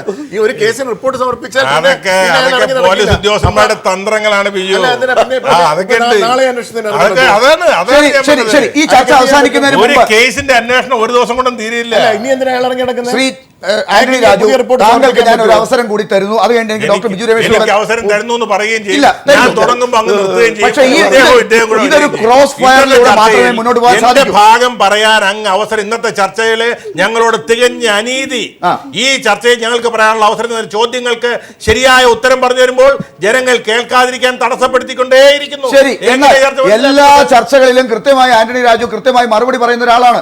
അതുകൊണ്ട് തന്നെ ഞാൻ ചോദിക്കട്ടെ, എനിക്ക് കൃത്യമായ ഉത്തരങ്ങൾ കിട്ടണം. അതിനകത്ത് ഒന്ന്, സാഹചര്യ തെളിവുകൾ ശക്തമല്ലാതായത് 1 മാസം കൊണ്ട് എങ്ങനെയാണ്? 75 ദിവസത്തെ അന്വേഷണത്തിന് ശേഷം ഈ 3 ട്രാൻസാക്ഷനെ കുറിച്ചും നടത്തി ശാസ്ത്രീയമായ തെളിവുകളൂടി പരിശോധിച്ചപ്പോൾ ഈ പണവും കൊണ്ടുപോയ ആളുകളുടെ ടവർ ലൊക്കേഷനും ഈ അവരുണ്ടായിരുന്നു പറയുന്ന സ്ഥലവും തമ്മിൽ യാതൊരു പൊരുത്തവുമില്ല. മാത്രമല്ല അതിനകത്ത് എനിക്കൊന്ന് ഇടപെടേണ്ടത് ഇതാണ്. അങ്ങ് ഈ പറയുന്ന കാര്യത്തിന് ആകെ പറയുന്ന ഒരു ഉദാഹരണം എന്ന് പറയുന്നത് സാജു ഡൊമിനിക് പൊൻകുന്നത്ത് ഫോൺ വെച്ച് അവിടെ ഉണ്ടായിരുന്നു എന്നുള്ളതാണ്. അല്ല, അതിനകത്ത് ഏറ്റവും പ്രധാനം ഈ സാജു ഡൊമിനിക് തന്നെയാണ്. സാജു ഡൊമിനിക് ഈ പണവുമായി അവിടെ ഇല്ലെങ്കിൽ അവിടെ ട്രാൻസാക്ഷൻ ഇല്ല. ബാക്കിയുള്ളവർ എന്തിനവിടെ പോയി? ബാക്കിയുള്ളവരോ അത് പറഞ്ഞിട്ടുണ്ടല്ലോ. അതായത് തങ്ങളുടെ ബാറുകൾ പിന്നെ തുറന്നു കിട്ടണമെന്നും തങ്ങളുടെ ബാറുകൾ അടയ്ക്കരുതെന്നും തങ്ങൾക്ക് അനുകൂലമായ മദ്യനയം ഉണ്ടാക്കണമെന്നും എല്ലാ മന്ത്രിമാരെയും കണ്ട ആവശ്യ കൂട്ടത്തിൽ ധനകാര്യ മന്ത്രി നിയമമന്ത്രിയായ മാണിസാറിനെ കണ്ട പിന്നെ എന്തിനാണ് 30-ാം തീയതി പോയത്? വീണ്ടും അടുത്ത ക്യാബിനറ്റ് മുമ്പ് വീണ്ടും പോയി. ഈ ക്യാബിനറ്റിൽ മാണിസാറിലോ അല്ല, അതാണ് ഞാൻ ഈ കാര്യത്തിൽ ഞാൻ പറയാം. മദ്യനയം ഉണ്ടാക്കുന്ന കാര്യത്തിൽ എക്സൈസ് മന്ത്രി മാത്രമല്ല, ഒരു ഗവൺമെന്റ് ആണ്. അതിൽ പ്രധാന ഘടകമാണ് കേരള കോൺഗ്രസ് പാർട്ടി. അഭിപ്രായമിക്കാത്ത വളരെ പ്രസക്തമാണ്. അതുകൊണ്ട് കേരള കോൺഗ്രസ് ഞാൻ പറയാം കേരള കോൺഗ്രസ് അപ്പം അദ്ദേഹം പറഞ്ഞില്ല മദ്യനയം ഉണ്ടായിക്കൊടുത്തത് പോളക്കുളം കൃഷ്ണ. അപ്പോ ഈ 730 ബാറുകൾ അടപ്പിച്ചതിന്റെ ഉത്തരവാദി ബാറുടമയാണെന്നുള്ളത് അദ്ദേഹം സ്ഥാപിച്ച സ്ഥിതിക്ക് ഇനി മാണിസാറിനെ വിട്ടേ. അല്ല, അതുകൊണ്ട് നിങ്ങൾ എങ്ങനെയാണ് രക്ഷപ്പെടുന്നത്? കൃഷ്ണദാസ് എന്ന് പറയുന്ന ആരുടെ ആളാണെന്നാണ് പറഞ്ഞത്? മാണിസാറിന്റെ ആളല്ല. മാണിസാറിന്റെ ആളല്ലെങ്കിൽ നിങ്ങളുടെ ചീത്തപ്പേര് മാറുന്നില്ല. ശ്രീ കെ ബാബുവിന്റെ ആളാണെന്നാണ് അദ്ദേഹം പറയുന്നത്. ബിജു പറയുന്നു കൃഷ്ണദാസിന് പറയണ്ടേ? അത് കൃഷ്ണദാസ് പറഞ്ഞില്ലെങ്കിൽ അത് ശരിയാവും. ഞങ്ങൾ എങ്ങനെ വിശ്വസിക്കും? ബിജു എന്ന് പറയുന്നു, കൃഷ്ണദാസ് എന്ന് പറയുന്നു. പാവപ്പെട്ട നാട്ടുകാരെന്തോ വിശ്വസിക്കും? ഏറ്റവും അവസാനത്തെ അവസരം ഡോക്ടർ ബിജു രമേശിനാണ്. ഞാൻ വീണ്ടും അവസരങ്ങൾ തരുമ്പോഴും ഡോക്ടർ ബിജു രമേശ് 4 തവണ ആലോചിക്കുന്നുണ്ട് എന്താണ് അതിവിടെ പറയണമോ വേണ്ടയോ എന്നുള്ള കാര്യത്തെക്കുറിച്ച്. ശ്രീ ഡോക്ടർ ബിജു രമേശ്, അങ്ങ് ഈ കേസിൽ ഇനി KM മാണി സാറിൻ്റെ കാര്യത്തിൽ ഒരു തീരുമാനമായിട്ടേ ബാക്കിയുള്ള 10 കോടി രൂപയുടെ കാര്യങ്ങൾ പറയുകയുള്ളോ, അതോ ഇതിനകത്ത് തന്നെ പുതിയ കാര്യങ്ങൾ എന്താണ് അങ്ങേക്ക് പറയാനുള്ളത്? ഇതിപ്പോൾ മാണിസാറിൻ്റെ പേര് മാത്രമാണ് പറഞ്ഞിരുന്നെങ്കിൽ കേസ് ഇതിനു മുമ്പ് തെളിങ്ങനെ മാണിസാറിനെ ശിക്ഷിക്കുകയും ചെയ്തത്. അതിൻ്റെ ഇടയിൽ പലരും എന്നോട് പറഞ്ഞ കാര്യമാണ്, കോൺഗ്രസിൻ്റെ തന്നെ പ്രമുഖർ അതിൻ്റെ ഇടയിൽ ബാബുവിനെ പിടിച്ചത് എന്തിനാന്ന് ചോദിച്ചു. ബാബുവിനെ പിടിച്ചതോടുകൂടിയാണ് നമുക്ക് ആദ്യത്തൊട്ടേ ഒന്ന് റീവൈൻഡ് ചെയ്ത് നോക്കിയാൽ മനസ്സിലാക്കും. മാണിസാറിനെ പിടിച്ചപ്പോൾ ക്വിക്ക് വെരിഫിക്കേഷനും പ്രശ്നമില്ലായിരുന്നു, ബാക്കി FIR ഇടുന്നതിന് പ്രശ്നമില്ലായിരുന്നു. ബാബുവിനെ എപ്പോഴാണ് പിടിച്ചതോ ആ പിടി തൊട്ടാണ് സംഭവങ്ങൾ മാണിസാറിനെ കൂടെ സേവ് ചെയ്യാനായിട്ട് ഈ കേസ് മൊത്തത്തിൽ മുക്കാനുള്ള ടെൻഡൻസി മൊത്തത്തിൽ വന്നത്. ബാബു അതുകൊണ്ടാണ് ഈ കേസ് ബാബുവിനെതിരായിട്ടുള്ള ഹൈക്കോടതിയിലെ കേസിന്റെ കാര്യം എന്തായി? അത് കൊടുക്കാൻ ഹൈക്കോടതിയല്ല, പിന്നെ തൃശ്ശൂർ വിജിലൻസ് കോടതി. അതെ, തൃശ്ശൂർ വിജിലൻസ് കോടതി. കോടതി ഇപ്പൊ അന്വേഷിക്കാൻ പറഞ്ഞ് 23-ാം തീയതി വെച്ചിരിക്കുകയാണ്. വെച്ചിരിക്കുന്നത്. ഇതുവരെ നമുക്കാർക്ക് നോട്ടീസോ കാര്യങ്ങളൊന്നും വന്നിട്ടില്ല. അതുമായി ബന്ധപ്പെട്ട് വന്നു കഴിഞ്ഞാൽ അത് ആ കേസ് കടുത്ത് വരെ ഏത് രീതിയിലാണ് ഇനി അന്വേഷണം വരുന്നതെന്ന് അറിയില്ല. അത് ഏത് ഉദ്യോഗസ്ഥര എന്ത് നിലപാടെടുക്കുന്നതല്ല. നേരത്തെ വെച്ച ഒരു പ്രിലിമിനറി എൻക്വയറിക്ക് വെച്ച രമേശ് എന്ന് പറഞ്ഞൊരു DYSP ആണ് അന്വേഷിച്ചത്. ആന്റണി എന്ന് പറഞ്ഞൊരു SP ക്കാണ് കൊടുത്തെങ്കിൽ അന്വേഷിച്ച DYSP ആണ്. അത് കംപ്ലീറ്റ് ഇതുപോലെ വരുന്നവരെ വരട്ടിയും പറയിപ്പിച്ചും തെറ്റായിട്ട് പറയുന്നതിന് തെറ്റായിട്ട് മൊഴിയെടുപ്പിച്ചും നിങ്ങൾ പ്രതിയാവൂലേ പറഞ്ഞാൽ എന്നോടായാലും അദ്ദേഹം ചോദിച്ചാൽ നിങ്ങൾ പ്രതിയാവൂലേ? യെസ്, എന്തായാലും ഈ കാര്യത്തിൽ ഇനിയും കാര്യങ്ങൾ നീണ്ടുപോകും എന്നാണ് ഇന്നത്തെ ചർച്ചയിൽ നിന്ന് മനസ്സിലാവുന്നത്. ആന്റണി രാജു തൃപ്തനല്ല. ഡോക്ടർ ബിജു രമേശ് ഈ കാര്യത്തിൽ ഇന്ന് നടന്ന വിജിലൻസ് റിപ്പോർട്ടിന്റെ കാര്യത്തിൽ തൃപ്തനല്ല.